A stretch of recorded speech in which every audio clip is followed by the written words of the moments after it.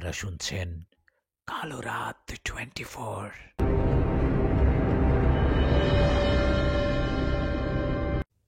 আসসালামু আলাইকুম। লেখক মোহাম্মদ নিশাদের ইউটিউব চ্যানেলে সকলকে স্বাগতম। আজ চলে আসলাম আয়েশাপুরীর পুরো গল্পটা নিয়ে। যারা আয়েশাপুরী গল্পের প্রথম পর্ব শুনেছেন তারা ৪৫ মিনিটের পর থেকে শুনুন, আর যারা এখনও আয়েশাপুরী গল্পের প্রথম পর্ব শুনেননি তারা শুরু থেকে শুনুন। আমি শুরু করছি আয়েশাপুরী গল্প। নিশাদ, উঠো, এই উঠো না, এই কবিরাজ উঠো। আয়েশাপুরীর ডাকে ঘুমন্ত চোখ নিয়ে বিছানায় বসে বললাম, আমি কি কবিরাজ নাকি? গভীর রাতে ডাকছো কেন? ঘুমাতে দাও। কথাটা বলে আবার ঘুমাতে যাব। তখন আয়েশাপুরী বললেন, এই আবার ঘুমাচ্ছ কেন? উঠো, আমার ঘুম আসছে না, চলো না বাহিরে যাই। ওর কথায় আমি বললাম, গভীর রাতে বাইরে যাবা মানে? পাগল হলো নাকি? ঘুমাও, আমাকে ঘুমাতে দাও। কথাটা বলেই আমি ঘুমালাম। আমি ঘুমানোর কিছুক্ষণ পর আয়েশাপুরী আবার আমাকে ডাকতে থাকে আর বলে, বাবু, ওই দেখো তোমাকে কোথায় নিয়ে আসছি। ওর কথায় আমি চোখ খুলে এদিক সেদিক তাকিয়ে বললাম, আরে এটা কোন জায়গা? কোথায় নিয়ে আসছো আমাকে? আমার কথায় আয়েশা বললেন, পাহাড়ের উপর নিয়ে আসছি। ঘুম আসছিল না, তোমাকে কত করে বললাম চলো বাইরে যাই, কিন্তু তুমি কি কোনো কথাই শুনলা না, তাই তোমাকে ঘুমের মাঝে এখানে নিয়ে আসলাম। আয়েশার কথার জবাবে আমি বললাম, তাই বলে গভীর রাতে এখানে নিয়ে আসবা? আমি এখনই এখান থেকে নিচে লাফ দিব। দিলাম। হ্যাঁ, দাও দাও, এখান থেকে নিচে লাফ দিলে মৃত্যু নিশ্চিত। ওরে বাবা, তাই নাকি? থাক তাহলে। আমার কথায় আয়েশা পরি হাসতে হাসতে বলল, ভীতু একটা। আসো, আমার পাশে এসে বসো। দেখছো আকাশটা আজ কত সুন্দর লাগছে? তারাগুলো কেমন মিটমিট করে চলছে। এরকম সুন্দর একটা মুহূর্তে যখন ঠান্ডা বাতাস এসে গায়ে লাগে, অন্য রকম একটা অনুভূতি হয়। এখন বুঝতে পারছো নিশ্চয়ই? পরীর কথায় আমি ওর পাশে বসে বললাম, সত্যি খুব ভালো লাগছে। আচ্ছা আয়শা, আমাকে উঠতে শেখাবা? আমি তোমার মতো উঠতে পারলে পাহাড় থেকে লাফ দিতাম আর উড়ে উড়ে বেড়াতাম। আমার কথায় আয়শা মুচকি হেসে বললেন, তোমার কথা শুনলে হাসি পায়। মানুষরা কি উঠতে পারে? আমরা জিনপুরীরা বাতাসে মিশে চলতে পারি। এই ক্ষমতা আমাদের দিয়েছে আল্লাহ তাআলা। আমাদের সৃষ্টি ওরকম। আয়েশাপুরীর কথায় আমি বললাম, হ্যাঁ জানি। একটু মজা করলাম। এই বলে আয়েশাও আমি ওখানে আরও বেশ কিছুক্ষণ গল্প করলাম। গল্পের এক ফাঁকে আয়েশা বললেন, নিশাদ শোনো, তোমাকে একটা অবাক করা কথা বলি। তোমার সালাম দাদু আছে না? কাল সালাম দাদুর কাছে যাবা, গেলে অবাক করা একটা ঘটনা শুনতে পারবা। আমি ওই ঘটনার বিষয়ে জানি, কিন্তু বলবো না। দেখি তোমার সালাম দাদু ওই সমস্যার সমাধান করতে পারে কি না। পুরীর কথায় ওর দিকে তাকিয়ে বললাম, সত্যি নাকি? হ্যাঁ সত্যি। তুমি কাল দিনের বেলা সালাম দাদুর কাছে যাবা, গিয়ে বলবা রানিং যে ঘটনাটা ঘটছে সেটা বলতে। তাহলে উনি বলবে, তুমি এই ঘটনাটা শুনে অবাক হবে। আয়েশার কথায় আমি রাজি হলাম। তখন আয়েশা বলল, চলো এখন বাড়িতে যাই, তোমার ঘুমে সমস্যা হচ্ছে। এই বলে আয়েশাপুরী আমাকে বাড়িতে নিয়ে আসলেন। বাড়িতে এসে আমিও আয়েশাপুরী ঘুমিয়ে গেলাম। ১ মিনিট, অনেকে আছে আমার এই গল্পটা নতুন শুনছেন। আমি তাদের ছোট করে আয়েশাপুরীর বিষয়ে বলি। আয়েশাপুরী আমার বউ। এই আয়েশাপুরী সাধারণ পরীর থেকে অনেক বেশি শক্তিশালী। আয়েশাপুরীর হাতে বিশেষ এক ধরনের চুড়ি আছে, যেটার শক্তি অনেক। আয়েশাপুরীর চুড়িটার জন্য ওর সাথে সাধারণ কোনো জিন যুদ্ধে পারে না। গল্পটা শুনতে থাকুন, সামনে বুঝতে পারবেন। আয়েশাপুরীর কথা তো জানলেন, এখন ছোট করে সালাম দাদুর বিষয় একটু বলি। সালাম দাদু আমার গ্রামবাসী একজন দাদু। উনি একজন কবিরাজ, সবাই ওনাকে সালাম কবিরাজ বলে। আমার সাথে সালাম দাদুর সম্পর্ক ভালো, তাই আমি ওনার কাছে যাই, ওনার মুখে নানা ধরনের জিনপুরীর ঘটনা শুনি। আশা করি আয়েশাপুরী ও সালাম দাদুর বিষয়ে জানতে পারছেন। এখন গল্পে ফিরি। আয়েশাও আমি বাড়িতে এসে ঘুমিয়ে পড়ি। পরের দিন আয়েশাপুরীর কথা মতো আমি সালাম দাদুর বাড়িতে যাই। সেখানে যাবার পর দেখি দাদু খাবার খাচ্ছে। দাদুকে খেতে দেখে আমি বললাম, দাদু এটা কি খাচ্ছ? আমার কথায় দাদু বললেন, দুধ ভাত। দুধ ভাত অনেক মজা। কি দাদু, দুধ ভাত তো বাচ্চারা খায়, বাচ্চাদের খাবার খাচ্ছ? দাদি ও দাদি, আরে বুড়োটাকে এসব কি খেতে দিয়েছ? আমার কথায় সালাম দাদু হাসতে হাসতে বললেন, মজার খাবার সব বয়সের মানুষ খেতে পারে বুঝলি। আয় বস, আমার পাশে বস, দুধ ভাত খেয়ে দেখ, ভালো লাগবে। দাদুর কথায় আমি ওনার পাশে বসে বললাম, জি না, আমি দুধ ভাত খেতে পারি না, তুমি খাও। আর খাওয়া শেষে আমাকে ঘটনাটা বলো। ঘটনা? কোন ঘটনা? দাদুর কথার জবাবে ওনাকে বললাম, রানিং একটা ঘটনা আছে, সেটাই বলো। আমার কথায় দাদু একটু চুপ থেকে বললেন, তুই কিভাবে জানলি? ও তোর তো আবার আয়েশা পড়ি আছে, মানুষ তাহলে তার পরি বউয়ের কাছ থেকে এসব কিছু শুনছে। ভাবছি বুড়ো বয়সে এসে আমিও একটা পরীকে বিয়ে করি, তাহলে আমিও সব কিছু জানতে পারবো। দাদুর কথায় আমি বললাম, মজা করো তাই না? দাদি শুনলে তোমাকে আর আস্ত রাখবে না। তাড়াতাড়ি খাবার শেষ করে ঘটনাটা আমাকে বলো। আশা করি বলছে ঘটনাটা অনেক মজার ও রহস্যময়। আমার কথায় সালাম দাদু খাবার শেষ করে বললেন, আসলেই ঘটনাটা অনেক রহস্যময়। ঘটনারে যার সমাধান আমি এখনো করতে পারছি না। দাদুর কথায় তখন আমি বললাম, আচ্ছা, আমাকে শুরু থেকে বলো তো কি ঘটছে? আর ঘটনাটা জিনের না পরীর? তখন দাদু বললেন, একটা জিনের ঘটনা। ঘটনাটা শোন, বুঝতে পারবি। এই বলে দাদু বলতে শুরু করলেন। দাদু বললেন, আমাদের গ্রাম থেকে ২-৩ গ্রাম পরের ঘটনা এটা। সেখানে একটা ছেলের মধ্যরাতে ঘুম ভেঙে যায়। ছেলেটার ঘুম ভেঙে যেতেই ও দেখে ওরই মতো দেখতে হুবহু কেউ ওর পাশে শুয়ে আছে। এটা কিভাবে সম্ভব? নিজের চেহারার মতো হুবহু কেউ পাশে কিভাবে শুয়ে আছে? নিজের চেহারার মতো আরেকজনকে দেখে সেই ছেলেটা এক লাফে বিছানা থেকে নেমে চিৎকার করে। কিন্তু অবাক করা বিষয় হলো ওর গলা দিয়ে কোনো চিৎকারই বের হয় না। ওদিকে তখন ছেলেটা দেখে তার মতো হুবহু দেখতে ছেলেটা হাসছে। হাসতে হাসতে একসময় ছেলেটা হঠাৎ করে সাপের রূপ নিয়ে ফনা তুলে দাঁড়িয়ে রইল। এটা দেখে ছেলেটা ভয়ে জ্ঞান হারিয়ে পড়ে গেল। দাদুর মুখে কথাটা শুনে অবাক হয়ে বললাম, তারপর তারপর কি হলো দাদু? তখন দাদু বললেন, ছেলেটা জ্ঞান হারানোর পরের দিন ওর জ্ঞান ফেরে। ছেলেটার জ্ঞান ফেরানোর পর ও এসব কথা সবাইকে বলে, কিন্তু কেউই ওর কথা বিশ্বাস করে না। সবাই বলে, হয়তো স্বপ্ন দেখছিস। ছেলেটা কাউকে বোঝাতে পারে না ওর সাথে স্বপ্নে না বাস্তবিক ঘটনাটা ঘটছে। এভাবে পরপর ৩ রাত একই ঘটনা ঘটায়। ছেলেটা ওর পরিবারের সবাইকে অনুরোধ করে। ছেলেটার অনুরোধে ওর পরিবার একজন কবিরাজ নিয়ে আসে। সেই কবিরাজ এসে ছেলেটাকে দেখে বলে, ওর পিছনে একটা জিন লাগছে। সেই জিনটা অনেক ভয়ঙ্কর ও শক্তিশালী। কথাটা বলে সেই কবিরাজ চলে যায়। উনি চলে যাবার আগে বলেন, জিনটার সাথে আমি শক্তি দিতে পারবো না, আপনারা অন্য কাউকে নিয়ে আসেন। সেই কবিরাজ চলে যাবার সেই ছেলেটার মা কাছে জানি আমার ঠিকানা পায়, আমার কাছে আসে। আমার কাছে এসে অনেক অনুরোধ করায়। আমি ওদের বাড়িতে যাই। আমি ওদের বাড়িতে যাবার পর যে ছেলেটার সাথে ঘটনা ঘটছে ওকে ডাক দেই। আমার ডাকেও আমার সামনে আসলে আমি ওর দিকে তাকিয়ে বুঝতে পারি খুব ভয়ঙ্কর একটা জিনের প্রভাব আছে এর উপর। আমি ছেলেটাকে সামনে বসিয়ে চেষ্টা করি সেই জিনটাকে হাজির করানোর, কিন্তু আমি সেই জিনটাকে হাজির হয় না। জিনটা হাজির না হওয়ায় আমি রাতের অপেক্ষা করতে থাকি। রাত হলে আমি অন্য নিয়মে সেই জিনটাকে হাজির করব। কথা মতো অপেক্ষা করতে থাকি। বেশ কিছুক্ষণ অপেক্ষার পর রাত আসে। রাত হওয়ায় আমি আমার অন্য নিয়মে সেই জিনটাকে হাজির করার চেষ্টা করি। আর এবার আমি সফল হই। সেই জিনটা এবার হাজির হয়। তারপর তারপর কি হলো দাদু? তুমি কি সেই জিনটাকে বন্দি করেছো, না মেরে ফেলেছো? আমার কথায় সালাম দাদু বললেন, আরে না বোকা, এত সহজে কি জিনটাকে বন্দী করা যায়? এখনো অনেক কাহিনী বাকি, শোন। কথাটা বলে সালাম দাদু বলতে শুরু করলেন। দাদু বললেন, আমি সেই জিনটাকে হাজির করার পর জিজ্ঞেস করলাম, কে তুই? এই ছেলেটার পিছনে লাগতে গেলি কেন? আমার কথায় সেই জিনটা কিছু না বলে চুপ করে থাকে। তখন আমি কিছু দোয়া কালাম পড়ে ওর শরীরে ফু দিলে ছেলের শরীর থেকে সেই জিনটা বলে উঠে, কবিরাজ, তোর এত বড় সাহস হয় কি করে আমাকে হাজির করে প্রশ্ন করার? আমার যাকে খুশি আমি ধরবো, যা ইচ্ছা হয় করব, তুই বলার কে? সেই জিনের কথায় আমি ব্যাগ থেকে জমজমের পানি ওর শরীরে ছিটিয়ে দেয়। ও ছটপট করতে থাকে আর বলে, বন্ধ কর, এসব বন্ধ কর। ওর কথায় তখন আমি বলি, ঠিক আছে, বন্ধ করলাম, এখন বল, তুই এই ছেলেটার পিছনে লাগতে গেলি কেন? কি করেছে ও? আমার কথায় জিনটা বলেন, আমি একটা পিশাচ জিনের জিন। আমি একটা পিশাচ শ্রেণীর জিন। আমি ওই বিলের পাড়ে থাকি। কিছুদিন আগে এই ছেলেটা ওখানে মাছ ধরতে যায়। তখন আমি মাছরূপে চলাফেরা করছিলাম। এই ছেলেটা আমাকে মাছ মনে আঘাত করে। আমি আঘাত পেয়ে তখন পালিয়ে যাই, কিন্তু আমি ওর পিছু ছাড়িনি। আমাকে আঘাত করার ফল ওকে পেতেই হবে। ও আমাকে আঘাত করে আহত করছে। আমি ওকে নিহত করব, মেরে ফেলবো ওকে। চিন্তার কথায় তখন আমি ওকে বললাম, দেখুন, ছেলেটা না জেনে আপনাকে আঘাত করেছে। আপনি জানেন, জেনে শুনে কেন ওর ক্ষতি করছেন? ওকে মাফ করে দিন। না না, ওর কোনো মাফ নেই। আমি ওকে মেরেই শান্ত হব। কবিরাজ, তুই এখান থেকে চলে যা, নইলে তোকে এর মতো মরতে হবে। সেই জিনের এমন কথায় আমি ব্যাগ থেকে একটা বোতল বের করলাম।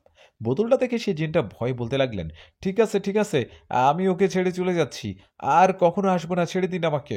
জিনটা ভয় পেয়েছে আর ছেলেটা ছেড়ে যেতে চাচ্ছে বলে আমি জিনটাকে সাবধান করে দিলাম আর বললাম, ঠিক আছে, তোকে ছেড়ে দিচ্ছি, এরপর কোনো ঝামেলা করলে তখন সোজা বন্দি করব, এখন চলে যা। আমার কথা সে জিনটা ছেলেটাকে ছেড়ে দিয়ে চলে গেল। সালাম দাদুর মুখে এসব ঘটনা শুনে আমি বললাম, আরে বাহ, তুমি তো সেই লেভেলের কবিরাজ, তুমি তো হিরো। দাদি ও দাদি, তোমার হিরোকে দেখে যাও। তোমাকে দেখে ভয়ে জিনটা একবারে পালিয়ে গেল। আমার কথায় দাদু বললেন, কানটা আমার মুখের কাছে একটু নিয়ে আয়, স্পেশাল কথা আছে। দাদুর কথায় কানটা ওনার মুখের কাছে নিতেই দাদু আস্তে করে বললেন, সেই জিনটা আবার ছেলেটার কাছে ফিরে আসছে। ধুরো, 2 নম্বর কবিরাজ, কবিরাজি পারো না, যাও কি করতে? কেমন কবিরাজ তুমি? জিন ছাড়ানোর পর আবার আসে, আবার আসলো, তুমি কিছু বললা না? তখন সালাম দাদু বলল, সেটা বলতেই তো আজকে রাতে যাব ওদের বাড়িতে। যে ছেলেটার সাথে ঘটনাটা ঘটছে ওর নাম রাকিব। রাকিবের মা খবর নিয়ে আসছে, উনি বলছে আমি সেই জিনটাকে ছাড়ানোর 2 দিন ভালো ছিল, 2 দিন পর আবার আসছে। দাদুর কথায় তখন আমি বললাম, আজকে রাতে যাবা? তাহলে তো কোনো কথাই নেই, আমিও যাব তোমার সাথে। হ্যাঁ যা, সমস্যা নাই। আজকে গিয়ে ওই জিনটাকে একটা শিক্ষা দেব। ও আমাকে কথা দিল আর কখনো আসবে না, কথা দিয়ে কথা না রাখার শাস্তি ওকে পেতেই হবে। দরকার হয় আজ ওকে বন্দি করব। বন্দি করব? শোনো কবিরাজ, এত সহজ না কাউকে বন্দি করা, বুঝলা? আশাপরি বলছে ওখানে অনেক রহস্য লুকিয়ে আছে, আর সেই জিনটা শক্তিশালী, ওকে বন্দি করা এত সহজ না। আমার কথা শুনে দাদু বললেন, কি রহস্য লুকিয়ে আছে বল। আশাপুরি আর কি কি বলছে বল আমাকে। না না বুড়ো, এত সহজে বলবো না। আশা বলছে ও সব জানে কিন্তু বলবে না। ও বলছে আগে দেখবে তুমি এই সমস্যাটা সমাধান করতে পারো কিনা। যদি না পারো তাহলে ও তোমাকে সাহায্য করবে। আমার কথায় দাদু বললেন, কি এত বড় কথা? সালাম কবিরাজকে অপমান? আমি আজকে দেখিয়ে দিব আমি কত বড় কবিরাজ। হ্যাঁ, সেটা আজকে রাতে দেখতে পাবো। শোনো, তুমি তো আমাদের বাড়ির ওদিক দিয়ে যাবা তাই না? তা আমি তোমার জন্য রাতে অপেক্ষা করব। তুমি বাড়ির কাছে গিয়ে ডাক দিও, কেমন? আমার কথায় সালাম দাদু রাজি হওয়ায় আমি বাড়িতে চলে গেলাম।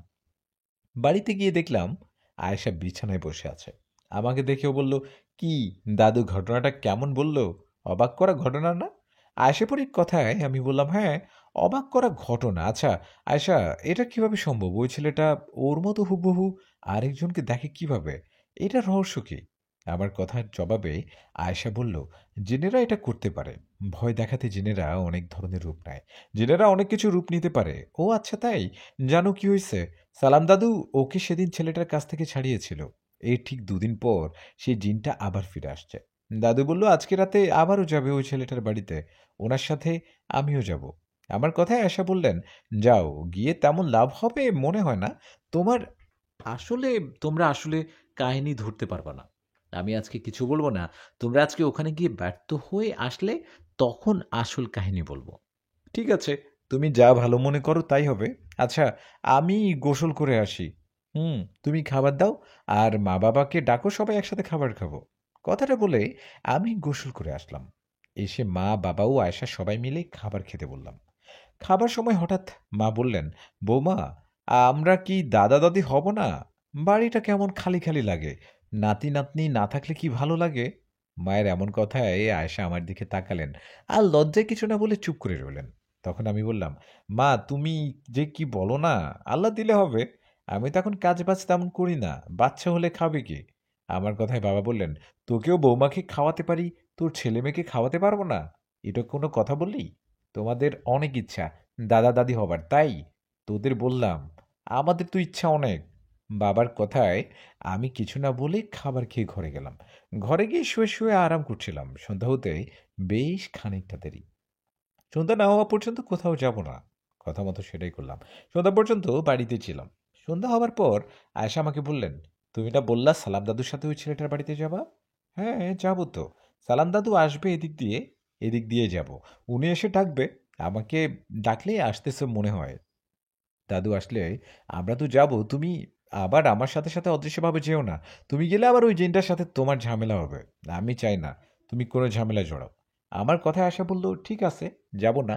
এদিকে তখনই বাড়ির ঠিক বাহিরে থেকেই দাদুর ডাক শুনে বাহিরে গেলাম। আমার সাথে আয়েশাও গেল। আমি বাইরে যাওয়ায় দাদু বলল, আসছিস, চল চল। দাদুর কথায় আমি বললাম, আসো, বাড়িতে আসো, নাস্তা করে তারপর যাই। তখন দাদু বললেন, না না, যেতে রাত হয়ে যাবে, আজকে না, অন্যদিন। আয় আর আর এখন তো সময় নেই, আয়, সময় নেই। দাদুর কথায় আমি ওনার কাছে গেলাম। এদিকে তখন আয়শাপুরী দাদুকে বললেন, দাদু, দেখো, আবার তোমাকে সেই জিনটা উঠিয়ে নিয়ে না যায়। কথাটা বলে খিলখিল করে হাসতে লাগলেন আয়শা। আয়শার কথায় দাদু বললেন, নাতবউ, আমি সালাম কবিরাজ। আমি বুড়ো হয়েছি ঠিকই, আমার বিদ্যা, আমার শিক্ষা বুড়ো হয়নি। আজকে আমি দেখিয়ে দিব। তাই নাকি? ঠিক আছে, দোয়া রইল তোমাদের জন্য। আর আমার বটার দিকে নজর রেখে অন্য কোনো নজির যেন, পরীর নজর যেন না লাগে। হুম আয়েশার কথায় সালাম দাদু এবার হাসতে হাসতে বললেন, আয়েশা পরীর বরের উপর কে আবার নজর দিবে? কার এত বড় সাহস? থাকো, ভালো থাকো। কথাটা বলে আমিও দাদু রওনা করলাম রাকিব নামে সেই ছেলেটার বাড়ির দিকে। বেশ কিছুক্ষণ হাঁটার পর সেই বাড়িতে গিয়ে পৌঁছালাম। সেখানে গিয়ে দেখি রাকিব নামে ছেলেটা অসুস্থ। ওর অসুস্থতার কথা জিজ্ঞেস করায় রাকিবের মা বললেন, গতরাত সেই জিনটা রাকিবকে নিয়ে যেতে চেয়েছিলেন, ওকে আটকানো যেত না, অনেক কষ্টে কয়েকজনকে ডেকে আটকেছে। রাকিবের মায়ের কথায় সালাম দাদু রাকিবদের পুরো বাড়িটা ঘুরে দেখলেন। বাড়িটা ঘুরে দেখে বললেন, বাড়ির আশপাশে ভয়ঙ্কর জিনের উপস্থিতি বুঝতে পারছি। কথাটা বলে দাদু গতবারের মতো এবারও সেই জিনটাকে রাকিবের শরীরে হাজির করলেন। জিনটা রাকিবের শরীরে হাজির হবার পর দাদু বললেন, তুই আমাকে কথা দিয়ে কথা রাখলি না কেন? তুই আমাকে সেদিন কথা দিয়ে রাকিবকে ছেড়ে চলে গেলি, তাহলে আবার কেন আসছিস ওর কাছে? তুই আসলে কি চাস?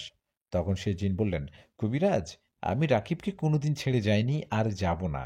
ও আমার খাবার। কি? রাকিব তোর খাবার মানে কি? তোকে সেদিন কতভাবে বুঝালাম, তুই মাছরূপে ছিলি বলে রাকিব না বুঝে তোকে আঘাত করেছে, ওকে ছেড়ে যা।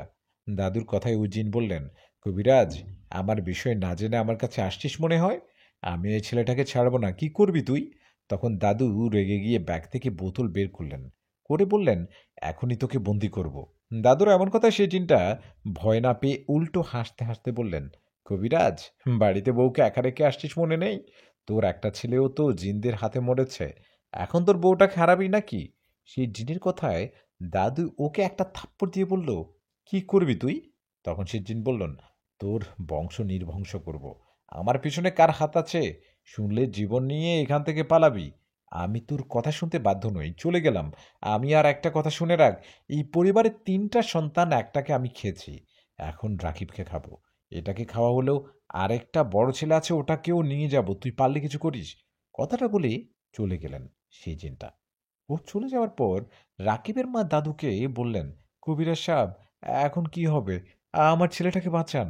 ওনার কথায় দাদু বললেন, আপনি ভয় পাবেন না, আমাকে আজকে রাতটা সময় দিন, আমি কালকে রাতে আবার আসব। আমি কাল দেখব ও কতটা শক্তিশালী। আমি রাকিবের শরীর বন্ধ করে দিয়ে যাচ্ছি, আশা করি আজকে রাতে তেমন সমস্যা হবে না। আমরা আবার কালকে আসব। কথাটা বলে দাদু আমি বাড়ির দিকে আসতে লাগলাম। তখন আমি দাদুকে বললাম, দাদু, এখন কি হবে? আমার তো মনে হচ্ছে এখানে কোনো সমস্যা আছে। আশা করি তাহলে ঠিকই বলেছিল।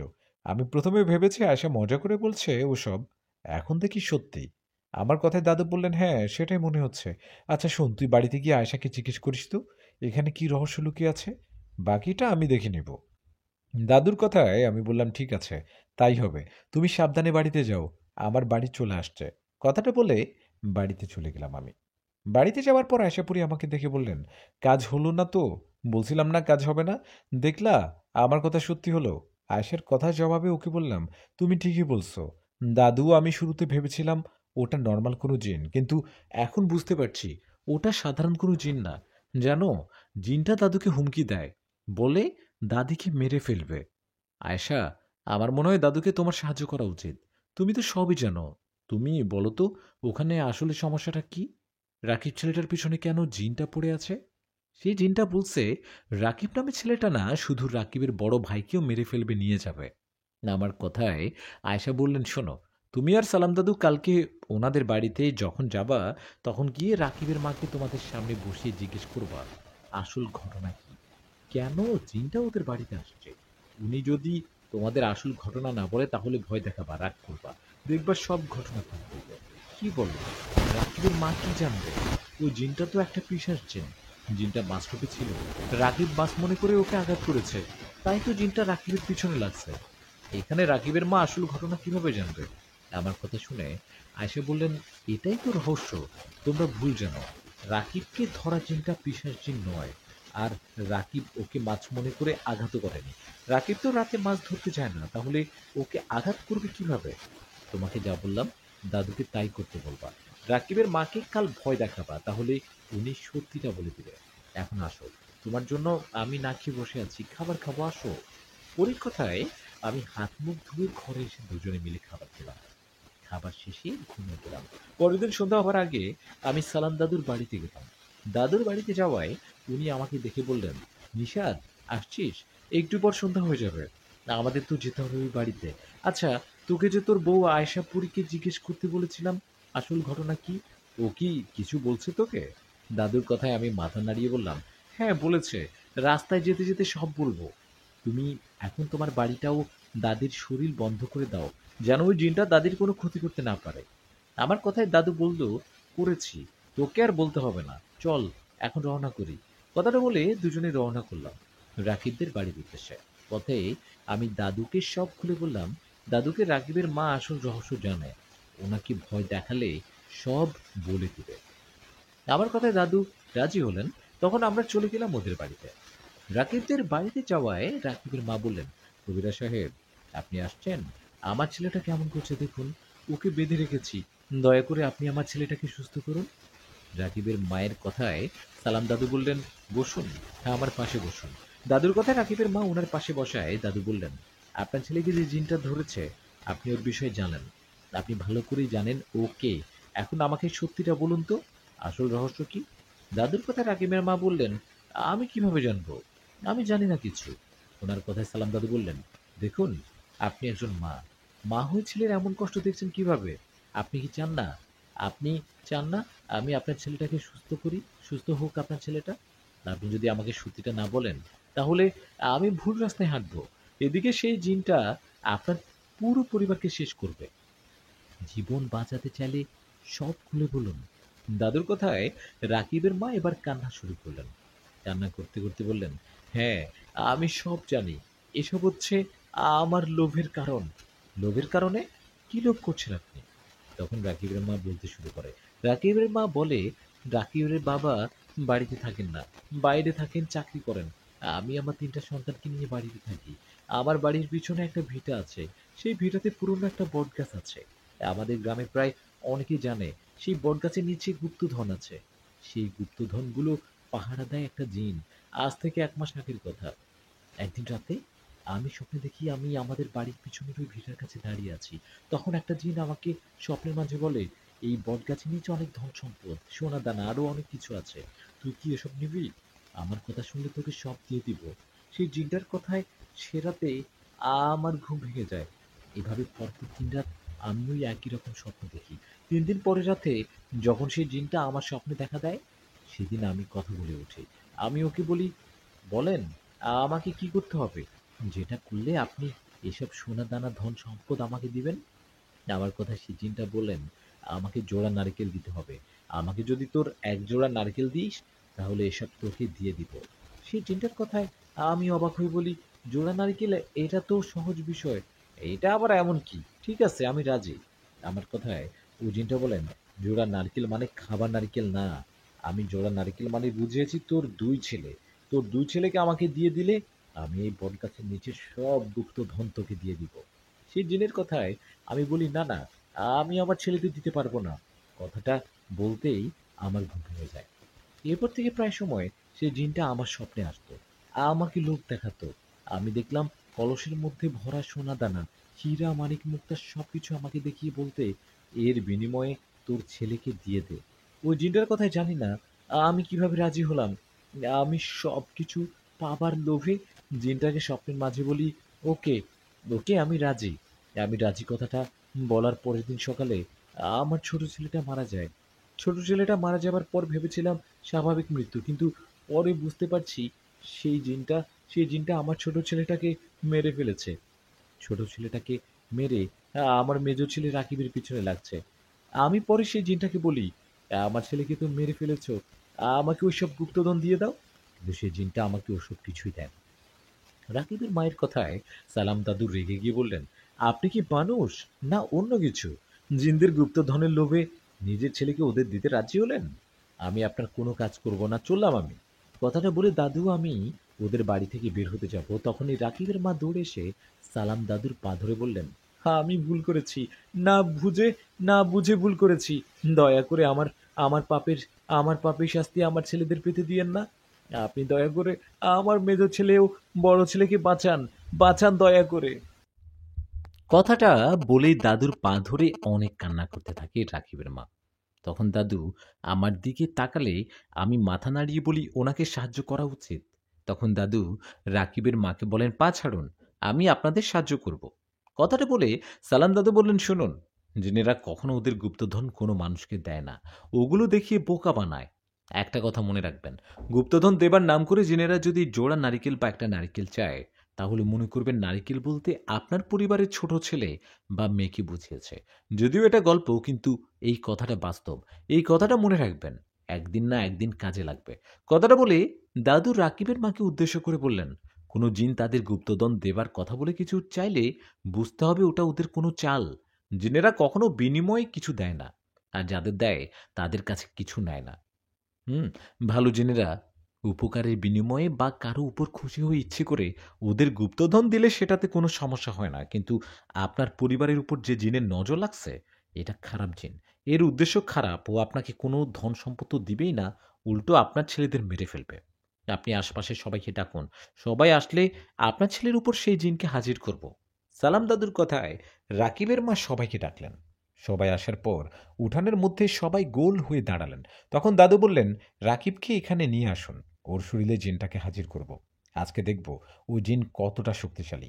কথাটা বলে সালাম দাদু রাকিবকে সামনে বসিয়ে দোয়া কালাম পড়তে লাগলেন। বেশ কিছু চেষ্টার পর রাকিবের শরীরে সেই জিন হাজির হলেন। সেই জিনটা রাকিবের শরীরে হাজির হওয়ায় রাকিব কেমন আওয়াজ করতে লাগলেন, ছটপট করতে লাগলেন। এটা দেখে দাদু বললেন, এইরকম ছটপট করবি না, তোর আসল রহস্য জেনে গেছি। মানুষকে লোভ দেখিয়ে তাদের ক্ষতি করিস, তাই না? আজকে কোথায় যাবি?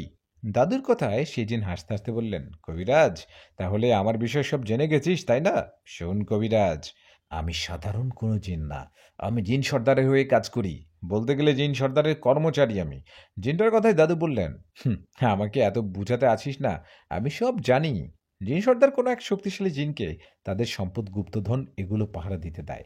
তুই নিশ্চয়ই তেমনই একজন জিন সর্দার। তোকে গুপ্তধন পাহারা দেওয়ার দায়িত্ব দিয়েছে, আর তুই সেই সুযোগে মানুষদের লোভ দেখিয়ে তাদের ক্ষতি করছিস। গ্রামবাসী সবাই শুনুন, আপনার বাড়ির পিছনে ওই ভিটার বট গাছের নিচে যে গুপ্তধন আছে, ভুলেও কেউ ওটা লোভ করবেন না, কেউ কখনো ওটা পাবেন না, উল্টো আপনাদের অনেক বড় ক্ষতি হবে। কথাটা বলে দাদু সেই জিনকে বললেন, অনেক ক্ষমতা দেখিয়েছিস, অনেক মিথ্যা বলছিস। এখন সোজাসুজি বল, তুই রাকিবের পরিবারকে ছেড়ে যাবি কিনা? যদি না যাস তাহলে তোকে এখনই বন্দি করব। দাদুর কথা সে জিন বললেন, দেখ কবিরাজ, তুই কিন্তু বেশি বাড়াবাড়ি করছিস। রাকিবের মা আমাকে অনুমতি প্রদান করছে ওনার ছেলেকে নেয়ার। আর তুই তো জানিস, কোনো জিনকে আমন্ত্রণ জানালে বা কিছু নেয়ার অনুমতি দিলে সে সেটা নিয়েই যায়। আমি এই পরিবারের ৩টা ছেলেকেই নিয়ে যাব, ওদের রক্ত পান করব। জিনের এমন কথায় দাদু কোনো কথা না বলে ওর শরীরের জমজমের পানীয় বিশেষ দোয়া পড়তে লাগলেন। এমন অবস্থায় রাকিবের শরীরে সে জিনটা ছটপট করতে লাগলেন আর বলতে লাগলেন, কবিরাজ, এসব বন্ধ কর, আমাকে চিনিস না তুই, তোর অনেক বড় ক্ষতি হয়ে যাবে, বন্ধ কর। কিন্তু দাদু কোনো কথা না শুনে ওনার মতো কাজ করেই যাচ্ছে। এমন অবস্থায় সবাইকে অবাক করে সেই জিনটা রাকিবকে নিয়ে শূন্যে উড়ে একদিকে চলে গেলেন। রাকিব শূন্যে উড়ে যাওয়া দেখে সেখানে থাকা অনেকেই তো ভয়ে চিৎকার করে করতে লাগলেন। তখন দাদু বললেন, কেউ ভয় পাবেন না, রাকিবকে ধরুন, খুঁজুন ওকে। দাদুর কথায় সবাই লাইট হাতে দৌড়াদৌড়ি শুরু করলেন, চারিদিকে খোঁজাখুঁজি করতে লাগলেন। সবগুলো গাছে লাইট মেরে খুঁজতে লাগলেন। সবার মতো আমিও তখন রাকিবকে খুঁজছিলাম। রাকিবকে যখন খুঁজছিলাম, আমি খুঁজতে খুঁজতে একটা আম গাছের ডালে রাকিবকে দাঁড়িয়ে থাকতে দেখি। আমি রাকিবকে থেকে কোনো আওয়াজ না করে ওর একটা পা চেপে ধরি, আর তখনই রাকিবের শরীর থেকে সে জিন বলেন, এই ছাড় আমাকে, ছাড় বলছি, ছেড়ে দে, নইলে তোকে মেরে ফেলবো, ছাড়। কিন্তু আমি ওর কথা না শুনে চিৎকার দিয়ে সবাইকে বলতে থাকি, সবাই আসেন, রাকিব এখানে, ওকে ধরে রাখছি, আসেন। তখনও সেই জিন বললেন, চিৎকার করবি না, ছাড় আমাকে। এদিকে ততক্ষণে সবাই সেখানে চলে আসে, আর রাকিবকে সবাই ধরে গাছ থেকে নিচে নামায়। তখন সালাম দাদু রাকিবকে সামনে দাঁড় করিয়ে রাকিবের শরীরের ছায়াতে আঘাত করতে থাকে। একের পর এক আঘাত করায় সে জিনটা চিৎকার করতে থাকে আর বলে, কবিরাজ ঠিক আছে, আমি রাকিবকে ছেড়ে চলে যাচ্ছি, আর কোনোদিন ওর কাছে আসবো না। কিন্তু কবিরাজ মনে রাখিস, আমি তোর আর তোর সাথে আসা ছেলেটার পিছু ছাড়বো না। কথাটা বলে রাকিবের শরীর থেকে বেরিয়ে গেল সেই জিনটা। জিনটা চলে যাবার পর রাকিব জ্ঞান হারিয়ে পড়ে গেলেন মাটিতে। তখন রাকিবকে ধরে বিছানায় শুয়ে দেয়া হলো। রাকিবকে শুয়ে দিয়ে দাদু রাকিবের মাকে বললেন, সে জিনটা আপনাদের পরিবার থেকে দূরে সরে গেছে, আশা করি ও আর আপনাদের কাছে আসবে না। এই বলে দাদু রাকিবের মাকে উদ্দেশ্যে বললেন, শুনুন, লোভে পড়ে আপনার একটা ছেলেকে হারিয়েছেন, এরকম ভুল যেন আর না হয়। লোভ মানুষকে শেষ করে দেয়। আমরা এখন চলে যাচ্ছি, এরকম কোনো ঘটনা ঘটলে আমাকে জানাবেন। কথাটা বলে সালাম দাদু আমি বাড়ির দিকে রওনা করলাম। রাত তখন বেশি না, 9 কি 10টা হবে। বাড়ির দিকে আসার সময় দাদুকে বললাম, আচ্ছা দাদু, একটা কথা বলো তো, তুমি চাইলে তো সেই জিনটাকে বন্দি করতে পারতে, করলা না কেন? আমার কথার জবাবে দাদু বললেন, হ্যাঁ আমি চাইলে ওকে বন্দি করতে পারতাম, কিন্তু করিনি, কারণ ও জিন সর্দারের লোক। ওকে বন্দি করলে জিন সর্দার আমার সাথে ঝামেলা করত, তাই ওকে বন্দি না করে তাড়িয়ে দিলাম। তবে একটা কথা, জিনেরা কিন্তু অনেক প্রতিশোধী হয়, ওরা প্রতিশোধ নিয়ে ছাড়ে। সেই জিনটা আমারও তোর উপর রেগে আছে, দু একদিন একটু সাবধানে থাকিস। অবশ্য তোর কোনো ভয় নেই, আল্লাহর রহমতে তোর বউ আশাপুরি তো আছেই। দাদুর কথায় ওনাকে বললাম, হ্যাঁ শুধু আমি না, তুমিও সাবধানে থেকো। আচ্ছা দাদু, তুমি তাহলে বাড়িতে যাও, আমি একটু বাজারটা ঘুরে যাই, আমার কিছু নিতে হবে বাজার থেকে। আমার কথা শুনে দাদু বললেন, বাজার করে পরে একা যেতে পারবি? ভয় করলে আমি থাকি, তুই বাজার করে নিয়ে আয়। না না দাদু, তুমি চলে যাও, আমার বাড়িতেও যেতে বেশি সময় লাগবে না, তোমার অনেক সময় লাগবে। তুমি চিন্তা করো না, আমি আশাপুরীকে স্মরণ করবো, ও আসবে। আমার কথায় দাদু বললেন, ঠিক আছে, সাবধানে যাস। কথাটা বলে চলে গেলেন উনি। উনি চলে যাওয়ার পর আমি বাজারে গেলাম। বাজারে গিয়ে আমার প্রয়োজন মতো জিনিস কিনে বাড়ি থেকে রওনা করলাম। ঘড়িতে তখন 10:30 হবে। আমি হাঁটছি, হঠাৎ একটা আওয়াজ পেলাম। মনে হলো পিছনে কেউ এসে দাঁড়ালো। পিছনে কেউ আসায় ভেবেছি আশাপুরী। এই ভেবে পিছনে তাকিয়ে দেখলাম কেউ নেই। ভেবেছিলাম আয়শা আসছে, কিন্তু কেউ নেই দেখে আমি আবারও হাঁটতে লাগলাম। এভাবে বেশ কিছুটা দূরে যাওয়ার পর হঠাৎ দাঁড়িয়ে গেলাম, কারণ আমার সামনে একটা অবয়ব দাঁড়িয়ে আছে কালো পোশাকে। আমি ওকে দেখে বুঝেছি এটা সেই জিনটা যেটা রাকিবকে ধরেছে। আমি বুঝতে পারাই ওকে উদ্দেশ্য করে বললাম, আমার মনে হয় আপনি সেই জিনটা। আমার কথায় সেই জিনটা তার ভয়ঙ্কর রূপ নিয়ে আমার দিকে ঘুরে দাঁড়ালো। ওনার চেহারা খুব ভয়ঙ্কর ছিল, যে কেউ দেখলে ভয়ে জ্ঞান হারাবে। আমারও অনেক ভয় করছিল, কিন্তু আমি ওকে বুঝতে না দিয়ে বললাম, দেখুন, আপনার সাথে আমার কোনো শত্রুতা নেই, আমাকে যেতে দিন, আমাকে কিছু করবেন না। আমার কথা সেই জিন মোটা গলায় বলে উঠলেন, তোর সাথে আমার শত্রুতা নেই মানে? অবশ্যই আছে। তোকে আমি তখন কি বলছিলাম? বলছিলাম না রাকিবের পা ছেড়ে দে। তুই রাকিবের পা টেনে না ধরলে ওকে আজ নিয়ে যেতাম। তোর কারণে তা পারিনি। উল্টো সালাম কবিরাজ আমাকে আঘাত করলো। আমাকে আঘাত করার ফলে আমি তো রাকিবকে ছেড়ে দিয়েছি, কিন্তু কিন্তু তোদের এখন কি হবে? তোর দাদু ওই কবিরাজকে আহত করে ফেলে রেখেছি রাস্তায়। অল্পের জন্য ওকে মারতে পারলাম না রে। কোথা থেকে দুজন লোক চলে আসলো, নইলে আজকে কবিরাজকে পায়ের নিচে ফিসে মারতাম। ওই জিনের কথায় আমি আরো ভয় পেয়ে গেলাম। কাঁপা কাঁপা কণ্ঠে তখন বললাম, দাদু কোথায় এখন? আমাকে ওনার কাছে যেতে দিন। তখন সে জিন বিকট একটা হাসি দিয়ে বললেন, কবিরাজের কাছে কি যাবি? নিজের জীবনের চিন্তা আগে কর। দুজন লোক আসায় কবিরাজ তো বেঁচে গেছে, তুই কোথায় যাবি? তোকে কে বাঁচাবে? সে জিনের কথায় আমি উল্টো দিকে ঘুরে আয়েশার নাম ধরে একটা চিৎকার দিলাম। আমি বললাম, আয়েশা কোথায় তুমি?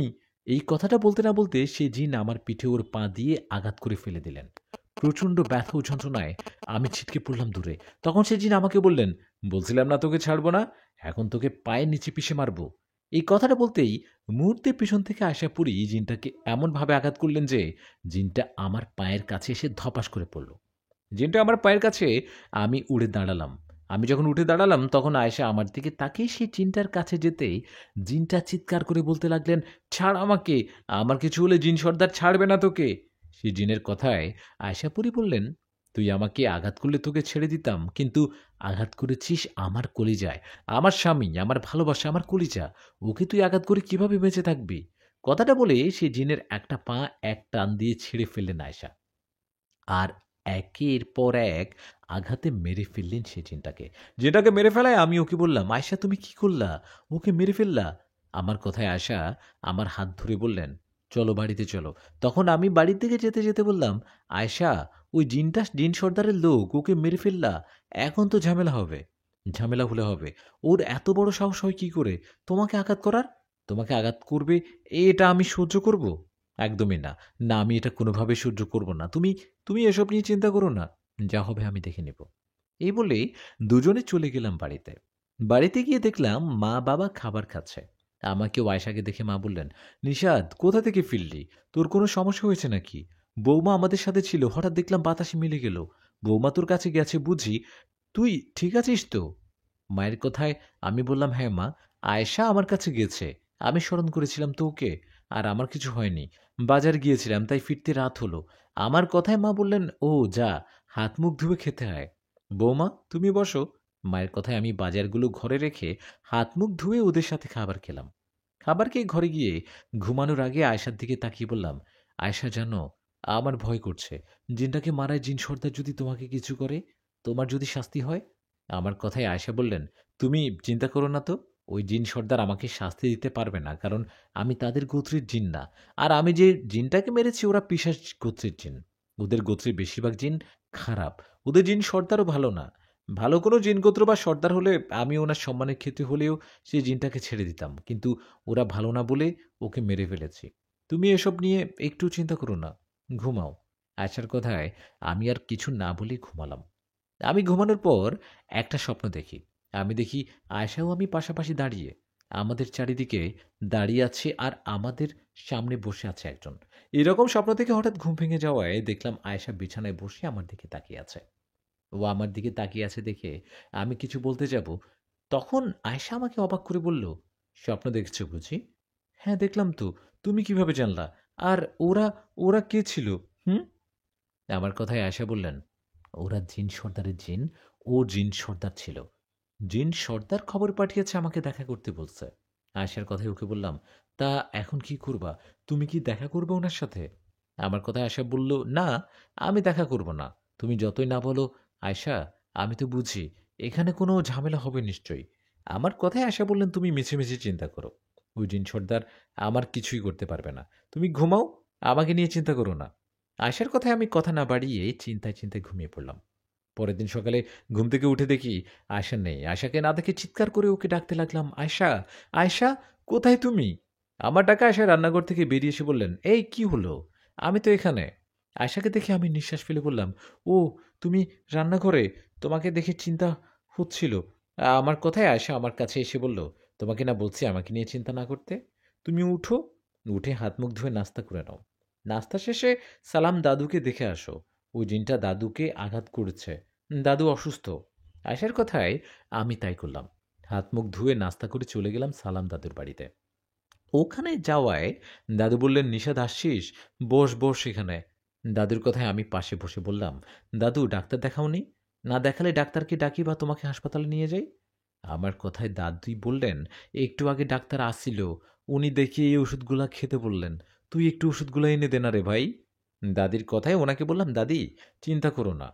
আমি ওষুধ এনে দিব, চিন্তা করো না।" এদিকে তখন সালাম দাদু বললেন, "নিশাদ, তুই ভালো আছিস তো? ওই জিনটা তোর কোনো ক্ষতি করেনি?" "ক্ষতি করতে গিয়েছিল দাদু, কিন্তু করতে পারেনি। একটা আঘাত করছিল, পরে আয়শাপুরী এসে ওকে মেরে ফেলেছে।" "কি বলিস? মেরে ফেলছে? ও তো জিন সর্দারের লোক। এখন তো ঝামেলা হবে।" দাদুর কথায় আমি বললাম, "আয়শা বলছে কিছুই হবে না। ওসব নিয়ে চিন্তা না করতে।" তখন দাদু বললেন, "চিন্তা না করতে বললে কি হবে? ঝামেলা একটা না একটা হবেই। ওই সর্দার এত সহজে ছাড়বে না।" "হ্যাঁ, আমারও তাই মনে হয়। আচ্ছা দাদু, তুমি এসব নিয়ে চিন্তা করো না তো। নিয়মিত ওষুধ খেয়ে সুস্থ আগে হও। সুস্থ না হওয়া পর্যন্ত কোথাও যাব না। তুমি থাকো, আমি তোমার ওষুধ নিয়ে আসি।" কথাটা বলে দাদুর জন্য কিছু ফলমূল ও ডাক্তারের দেয়া ওষুধ নিয়ে আসলাম। এসে ওনাকে দিয়ে গেলাম, চলে গেলাম বাড়িতে। বাড়িতে যাওয়ায় আয়েশা বললেন, "ওষুধ এনে দিলা বুঝি?" ওর কথায় আমি বললাম, "তুমি বাড়ি থেকে এত কিছুর খোঁজ কিভাবে পাও? ও, তুমি অদৃশ্যভাবে আমার কাছে থাকো বুঝি?" "থাকবো না? আমার বরের যদি কিছু হয় তখন কি হবে?" "আরে, আমার লক্ষ্মী বউটার কত মায়া! আর পাখিটা? আচ্ছা, মায়াবী বউটা, ভাত খেতে দাও, খিদে পেয়েছে।" আমার কথায় আয়েশা আমাকে খাবার দেয়ায় ওকে বললাম, "খাওয়াই দাও।" হুম, আয়েশার কথায় ওর হাতে খাবার খাচ্ছি আর বলছি, "আমার আমার কি কপাল! কেউ কেউ মানুষের হাতে খেতে পারে না, আর আমি পরীর হাতে খাচ্ছি।" আমার কথা শুনে আয়েশা হাসতে হাসতে বলল, "এত কথা পাও কই, হ্যাঁ? চুপচাপ খাও তো।" তখন আমি খাবার শেষে শুয়ে আরাম করছিলাম। দিনের বেলা তেমন ভয় ও চিন্তা হয় না, কিন্তু রাত হলে ভয় হয়। আমি জানি ওই জিন সর্দার কিছু না কিছু ঝামেলা করবেই। আমার ভাবনার আর ব্যতিক্রম হলো না। সেদিন রাতে ঘটনা এক অবাক করা ঘটনা ঘটল। আমিও আশাপুরি রাতের খাবার শেষে শুয়ে গল্প করছিলাম। এখন সময় বাবার চিৎকার দিয়ে আমাদের ডাকতে লাগলেন। বাবার ডাকেই ওনার ঘরে গিয়ে দেখি মা কেমন করছে, জিন ধরলে মানুষ যেমন অস্বাভাবিক কাজ করে সেরকম। মায়ের এমন অবস্থা দেখে মাকে ধরলাম, ধরে আয়সার দিকে তাকাতে আয়সা বলল, নিষাদ ছাড়ো মাকে, ওনাকে ছেড়ে দাও, আমি দেখছি, ছাড়ো। আয়সার কথায় আমিও বাবা মাকে ছাড়ায় আয়সা দূর থেকে মায়ের দিকে তাকিয়ে বলল, বেরিয়ে আয়। কি বললাম শুনিসনি? ওনার শরীর থেকে বেরিয়ে আয়, মরতে না চাইলে বেরিয়ে আয় বলছি। আয়েশার কথায় মায়ের শরীর থেকে একটা কালো ছায়ার মতো কিছু একটা বেরিয়ে এসে একটা জিনের রূপ নিল। জিনের রূপ নেওয়ার পরও আয়েশাকে উদ্দেশ্য করে বলল, আমাদের জিন সর্দারে ডাকে সাড়া না দিলে এরকম অনেক সমস্যা হবে। কথাটা বলে চলে গেলেন সেই জিন। ও চলে যাবার পর মা আগের মতো পুরোপুরি সুস্থ হলেন। তখন বাবা আয়েশাকে বললেন, বৌমা ও কে ছিল? তোমার শাশুড়ির কিছু হবে না তো? বাবার কথার জবাবে আয়েশা বললেন, না বাবা, মায়ের কিছু হবে না, আপনি ভয় পাবেন না। আসলে জিন সর্দার আমাকে দেখা করতে বলেছিল, আমি ওনার কথায় দেখা করিনি বলে এই জিনটাকে পাঠিয়েছে। আপনারা ঘুমান, আমি তো আছি, কোনো চিন্তা করবেন না। কথাটা বলে আমরা ঘরে চলে গেলাম। ঘরে গিয়ে আয়েশাকে বললাম, আয়েশা এখন কি হবে? জিনটা যদি আবারও আসে তখন? আসবে না, ও আর আসবে না, তুমি এসব নিয়ে চিন্তা করো না, ঘুমাও। আয়েশার কথায় ওর সাথে আর কিছুক্ষণ গল্প করে ঘুমালাম। আমি ঘুমানোর পর বেশিক্ষণ ঘুমাতে পারিনি, কারণ একটু পরেই ঘুম ভেঙে যায় ওই জিনদের যন্ত্রণায়। ঘরের বাইরে এসে অনেক জিন আওয়াজ করতে থাকে, কেউ বা কান্না করে, কেউ বা হাসে। আবার হঠাৎ করে কালো পোশাক পরে ভয়ঙ্করভাবে রুমে চলে আসে, আবার বাতাসে মিশে যায়। ওদিকে জিনদের অমন আওয়াজে মা বাবার ঘুম ভেঙে যায়, আর ওরা ভয় চিৎকার করে আমাকে ডাকতে থাকে। তখন আমি ওদের সাহস দিয়ে বলি, মা বাবা ভয় পেও না, ওগুলো কিছু না, বাইরে যত আওয়াজ হোক ভয় পাবার দরকার নাই, তোমরা ঘুমাও। আমার কথায় মা বাবা চুপ করে শুয়ে রইলেন। এদিকে আয়সা আমাকে বললেন, নিষাদ তুমিও ঘুমাও। ওর কথায় আমি বললাম, কিভাবে ঘুমাবো? ওরা কি ঘুমাতে দিচ্ছে নাকি? মনে হচ্ছে ঘরের বাইরে বেশ কয়েকটা জিন এসে যন্ত্রণা করছে। আমার কথায় আয়সা বললেন, একটু দাঁড়াও, ওদের শিক্ষা দিয়ে আসি। কথাটা বলে আয়সা বাইরে গিয়ে ওই জিনদের ধরে পেটাতে লাগলেন। এদিকে তখনই অন্য আরেকটা জিন আমার ঘরে চলে আসে। জিনটা আসে, আমি সেই জিনটার দিকে তাকাতেই জ্ঞান হারিয়ে ফেলি। আমার যখন জ্ঞান ফেরে তখন আমি নিজেকে জিন রাজ্যে দেখতে পাই। আমাকে ঘিরে রেখেছে অনেক জিন, মাঝখানে জিন সর্দার বসা। এরকম দৃশ্য আমি স্বপ্নে দেখছিলাম। আমি নিজেকে জিন রাজ্যে দেখে চিৎকার করতে থাকি আর বলতে থাকি, আমাকে এখানে কেন নিয়ে আসছেন? আমাকে ছেড়ে দিন, আশাপুরি আপনাদের কাউকে ছাড়বে না, আমাকে কিছু করবেন না, ছাড়ুন আমাকে। আমার কথায় জিন সর্দার বললেন, এই চিৎকার করবি না, তোকে আমরা আমরা ধরে নিয়ে আসছি। তোর বউ আশাপুরি যেন আমাদের কাছে আসে, তোকে কিছু করব না, চুপ করে বসে থাক। ওনাদের কথায় আমি ওখানে চুপ করে বসে রইলাম। এই ঠিক কিছুক্ষণ পর আয়শাপুরী সেখানে এসে উপস্থিত হলেন। আয়শাপুরীকে দেখে জিন সর্দার বললেন, আয়শাপুরী, আমি তোমার কথা অনেক শুনেছি, কখনো দেখিনি। বেশ অবাক করা বিষয়, তাই না? আমি তোমাকে ডেকেছিলাম, আমার আমার আদেশে তুমি এখানে আসতে রাজি হওনি। আর যখনই তোমার স্বামীকে ধরে নিয়ে আসছি তখনই চলে আসলা। হ্যাঁ, এত ভালোবাসা একটা মানুষের প্রতি? মানুষ হলেও ও আমার সাথে স্বামীর প্রতি ভালোবাসা থাকবে, এটাই স্বাভাবিক। আমাকে কেন ডাকছেন? কাজের কথা বলুন। আয়েশার কথা জিন সর্দার বললেন, তোমার মাঝে কি ভদ্রতা বলতে কিছু নেই নাকি? একজন জিন সর্দারের সাথে কিভাবে কথা হয় সেটাও কি জানো না? তা যাই হোক, তোমাকে কেন ডাকছি সেটা তুমি জানো। আমার গুপ্তধন পাহারাদার জিনকে তুমি মেরে ফেলেছো, কেন মারছো? কেন মারছো? জিন সর্দারের কথায় আয়েশাপুরী বললেন, আমরা জিন জাতি, তাই আমাদের সম্পদ বা গুপ্তধন পাহারা দেওয়ার দায়িত্ব দিতে হয় ভালো ও বিশ্বাসযোগ্য কাউকে। কিন্তু আপনি যাকে এই দায়িত্ব দিয়েছেন সে দিনের পর দিন গুপ্তধনের লোভ দেখিয়ে মানুষের ক্ষতি করছে। ওর এই অপরাধ ও আমার স্বামী নিষাদকে আঘাত করার কারণে ওকে হত্যা করেছি। আয়েশার কথায় জিন সর্দার বললেন, তুমি ওকে শাস্তি দেওয়ার কে? আমি সর্দার, তুমি ওর কথা আমাকে জানাতা, তা না জানিয়ে ওকে কেন হত্যা করেছ? আমার রাজ্যের জিনকে হত্যা করার কারণে তোমাকে শাস্তি পেতে হবে। তোমাকে আমি 10 বছরের শাস্তি দিলাম। জিন সর্দারের কথায় আয়েশা বললেন, 10 বছর কেন, 10 মিনিটের জন্য আমি কোনো শাস্তি মানব না। আমি কোনো অন্যায় করিনি যে শাস্তি পাবো। আয়েশার কথায় জিন সর্দার দাঁড়িয়ে বলল, কি, আমার মুখের উপর কথা? এই বলে হাত ইশারা করায় 3-4 জন জিন আয়শাপুরীর দিকে তেড়ে আসলো, আর তখনই মুহূর্তে আয়েশা তাদের মেরে আহত করে ফেললেন। আর জিন সর্দারকে উদ্দেশ্য করে বললেন, আমার বিষয় তো জানেন, জেনে শুনে আমার মুখোমুখি হবার সাহস কিভাবে দেখালেন? আপনি এই রাজ্যে জিন সর্দার, এদের সর্দার কিন্তু আমার না। আজকের পর আমারও আমার স্বামীর পরিবারের কারোর দিকে নজর দিবেন না, ঝামেলা করবেন না। করলে সেটার পরিণতি ভয়ঙ্কর হবে। কথাটা বলে আয়েশাপুরী আমাকে নিয়ে বাড়িতে গেলেন। বাড়িতে আসার পর আয়েশা বললেন, তুমি কি ভয় পাইছো? ভয় পেও না, তোমার আয়েশাপুরী আছে না, আমি বেঁচে থাকতে তোমার বা তোমার পরিবারের কেউ কোনো ক্ষতি করতে পারবে না ইনশাআল্লাহ। আয়েশার কথা শেষ হতে না হতে একজন পরী হঠাৎ করে আমাদের ঘরে চলে আসলেন। সেই পরীকে দেখে আমি আয়েশাকে বললাম, আয়েশা, দেখো কে আসছে। এই, কে আপনি? আমার কথায় আয়েশা সেই পরীর দিকে তাকিয়ে আমাকে বললেন, নিশাদ, ভয় পেও না, ও আমার চাচাতো বোন। কথাটা বলে আয়েশা পরী সেই পরীকে বললেন, বোন, তুই এতদিন পর কি মনে করে? কেমন আছিস? বস এখানে। আয়েশার কথার জবাবে সেই পরী বললেন, আলহামদুলিল্লাহ ভালো আছি। তুই কেমন আছিস? তোর কাছে আসলাম একটা কথা জানাতে। এই বলে আয়েশা পরীও তার বোন তাদের ভাষায় কি কি জানি বলতে লাগলেন। আমি ওই ভাষাটা বুঝতে পারিনি। বেশ কিছুক্ষণ কথা বলার পর আয়েশার চাচাতো বোন চলে গেলেন। ও চলে যাবার পর আমি আয়েশাকে জিজ্ঞেস করলাম, ও কি বলল? কোনো সমস্যা? কোন সমস্যা? আমার কথার জবাবে আয়েশা বললেন, না সমস্যা না, ও আমার চাচাতো বোন, ওর বিয়ে, তাই আমাকে দাওয়াত করতে আসছে। ও বলছে কাল তোমাকে আর আমাকে আমাদের রাজ্যে যেতে। ও তাই? ও তোমার আপন চাচাতো বোন কি? না, আপন চাচাতো না, প্রতিবেশী চাচাতো বোন। সম্পর্কেও শুধু বোন ও বান্ধবীও হয়। তুমি তো জানো অন্য একটা রাজ্যের সাথেই আমাদের রাজ্যে যুদ্ধ লাগার পর আমার গোত্রের অনেক জিন মারা যায়। কিছু জিন বেঁচে ছিল, ওরাই এখন আমাদের জিন রাজ্যটাকে বড় করছে। তোমার সাথে আমার বিয়ে হবার পর থেকে আমি আমাদের রাজ্যে যাই না। কাল অনেক দিন পর রাজ্যে যাব। তুমি মা বাবাকে কাল সকালে বলবা। হ্যাঁ। আয়েশার কথার জবাবে ওকে বললাম, ঠিক আছে, তাই হবে। এই বলে ঘুমালাম দুজনে। পরের দিন সকালে নাস্তার টেবিলে আমি মা বাবাকে উদ্দেশ্য করে বললাম, মা, একটা কথা বলার ছিল। ওই কাল রাতে আয়েশার বোন আসছিল আমাদের কাছে। ওর বিয়ে উপলক্ষে আমাদের আজকে যেতে বলছে। দু একদিন থেকেই চলে আসবো। আমারও ইচ্ছে জিন রাজ্যে যাবার। আমার কথায় বাবা আয়েশাকে বললেন, বৌমা, তোমার বোনের বিয়ে, তোমরা তোমাদের রাজ্যে গিয়ে দু একদিন থেকে আসবা, ঠিক আছে, এতে আমাদের কোনো সমস্যা নেই। কিন্তু চিন্তার বিষয় হলো, ওখানে গেলে নিশাতের কোনো সমস্যা হবে না তো? বাবার কথার জবাবে আয়েশা বললেন, না বাবা, কোনো সমস্যা হবে না। নিশাত আমার স্বামী, এটা আমার রাজ্যে অনেকে জানে। যদিও ওকে নিয়ে যায়নি কখনো। আপনারা এ নিয়ে কোনো চিন্তা করবেন না। আয়েশার কথায় মা বাবা রাজি হলেন। তখন আমরা খাওয়া শেষ করে ঘরে চলে গেলাম। ঘরে যাওয়ার পর আয়েশা বললেন, নাও, সুন্দর একটা জামা পরে নাও। আয়েশার কথায় আমি সুন্দর একটা জামা পরে আয়েশাকে বললাম, কই চলো, আমি তো রেডি। আমার কথায় আয়েশা আমার দিকে তাকিয়ে বললেন, কোন দিকে যাব? রাস্তা দেখাও। আমি কি জানি নাকি কোন দিকে যাব? তুমি নিয়ে চলো। আর কতক্ষণ এভাবে রেডি হয়ে থাকবো? আমার কথায় আয়েশা বললেন, চলো, এবার তোমাকে নিয়ে যাই। কথাটা বলে আয়েশা আমার কপালে হাত রাখতেই আমি ঘুমিয়ে গেলাম।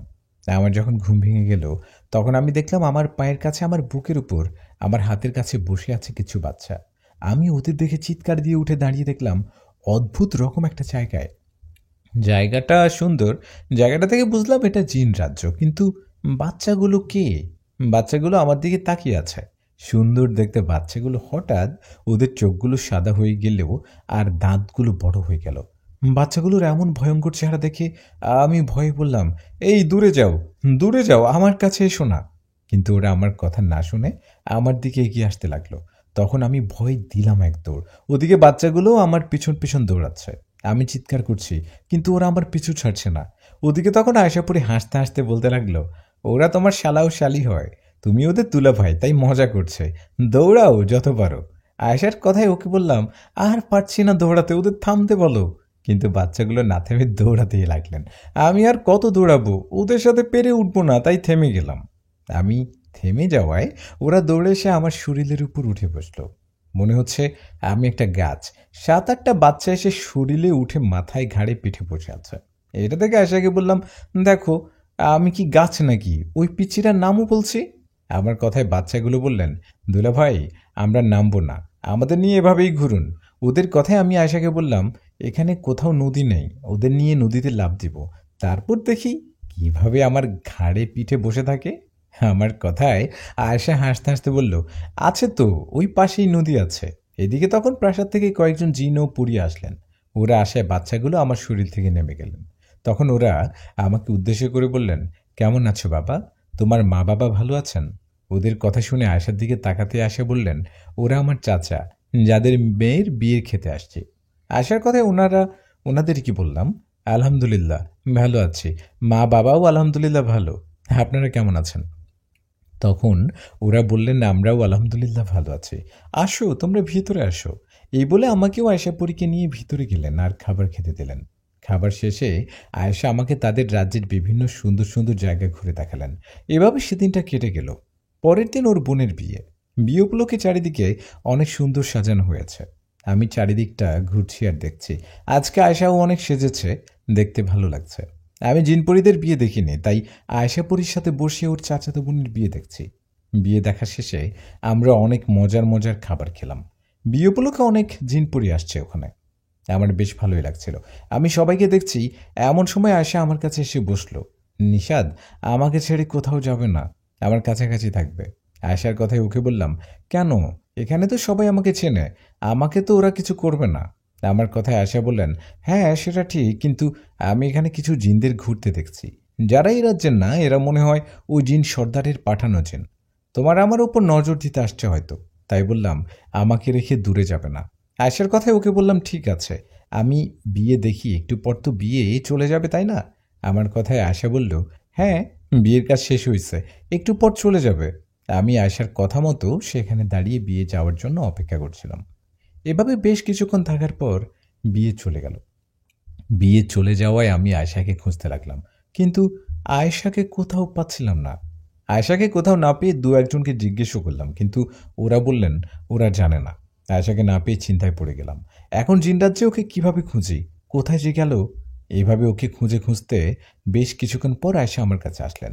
এসে বললেন, রেডি হও, বাড়িতে ফিরতে হবে, একটা ঝামেলা হয়েছে। আয়েশার কথায় আমি অবাক হয়ে ওকে জিজ্ঞেস করলাম, কি হয়েছে? তখন আয়েশা বললেন, বলবো, তার আগে বলো।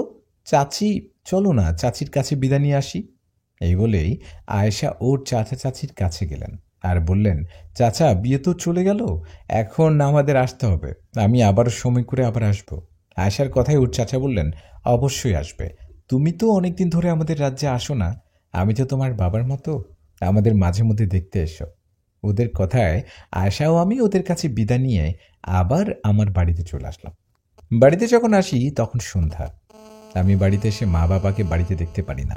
মা বাবাকে না দেখেই বললাম, আরে মা বাবা বাড়িতে নেই কেন, কোথায় গেছে নাকি, কোনো আত্মীয়ের বাড়িতে? আমার কথার জবাবে আয়শা বললেন, না নিশাদ, মা বাবা কোনো আত্মীয়ের বাড়িতে যায়নি, বাবা হাসপাতালে ভর্তি, উনি অসুস্থ। কি অসুস্থ মানে, কি হয়েছে বাবার? আমার কথায় আয়শা বললেন, জিন সর্দার আমাদের পিছু ছাড়েনি, আমরা জিন রাজ্যে বিয়ে খেতে গেছি, এই সুযোগে কিছু জিন এসে বাবাকে আঘাত করেছে, বাজার থেকে ফেরার সময় বাবা এখন হাসপাতালে ভর্তি।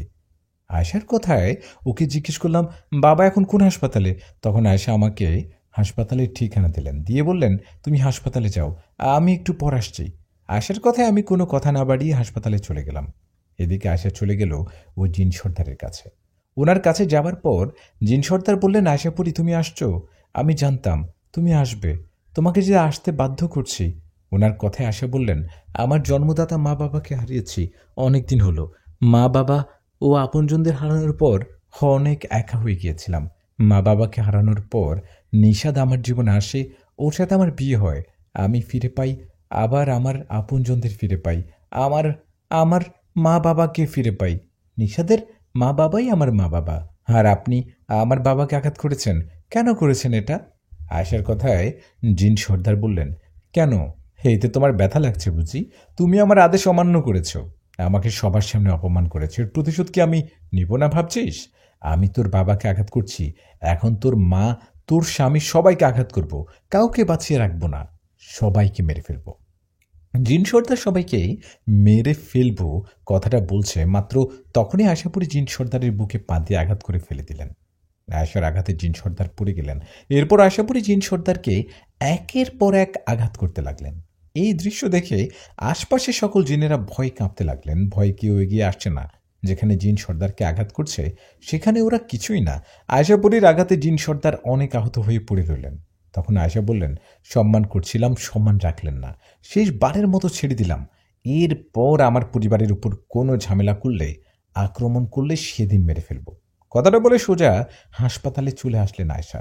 আয়শা আসায় আমি ওকে দেখে বললাম, আয়শা আসছো, তুমি কোথায় গিয়েছিলা? আমার কথার জবাবে আয়শা বললেন, বাবাকে আঘাত করার শাস্তি দিতে। জিন সর্দারের আদেশে কিছু জিন বাবাকে আঘাত করেছে, সেই অপরাধে আমি সোজা জিন সর্দারকে আঘাত করছি, ওনাকে অনেক মেরেছি। এই বলে আয়শা বাবাকে বললেন, বাবা কেমন আছেন এখন? আয়শার কথায় বাবা বললেন, আলহামদুলিল্লাহ, এখন আগের থেকে ভালো। তখন আয়শা আমাকে জিজ্ঞেস করলেন, বাবাকে বাড়িতে নিয়ে যেতে পারবো কোন দিন? আয়শার কথার জবাবে ওকে বললাম, কালকে নিতে পারবো, ডাক্তার তাই বললাম।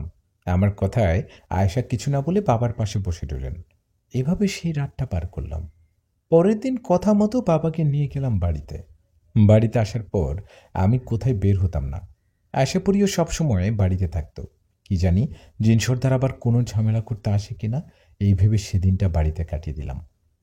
পরের দিন সকালে সালাম দাদুর বাড়ি থেকে আমাকে খবর দেওয়া হয়, আমাকে দেখা করতে বলে। আমি দাদুর খবর পেয়ে ওনার বাড়িতে যাই।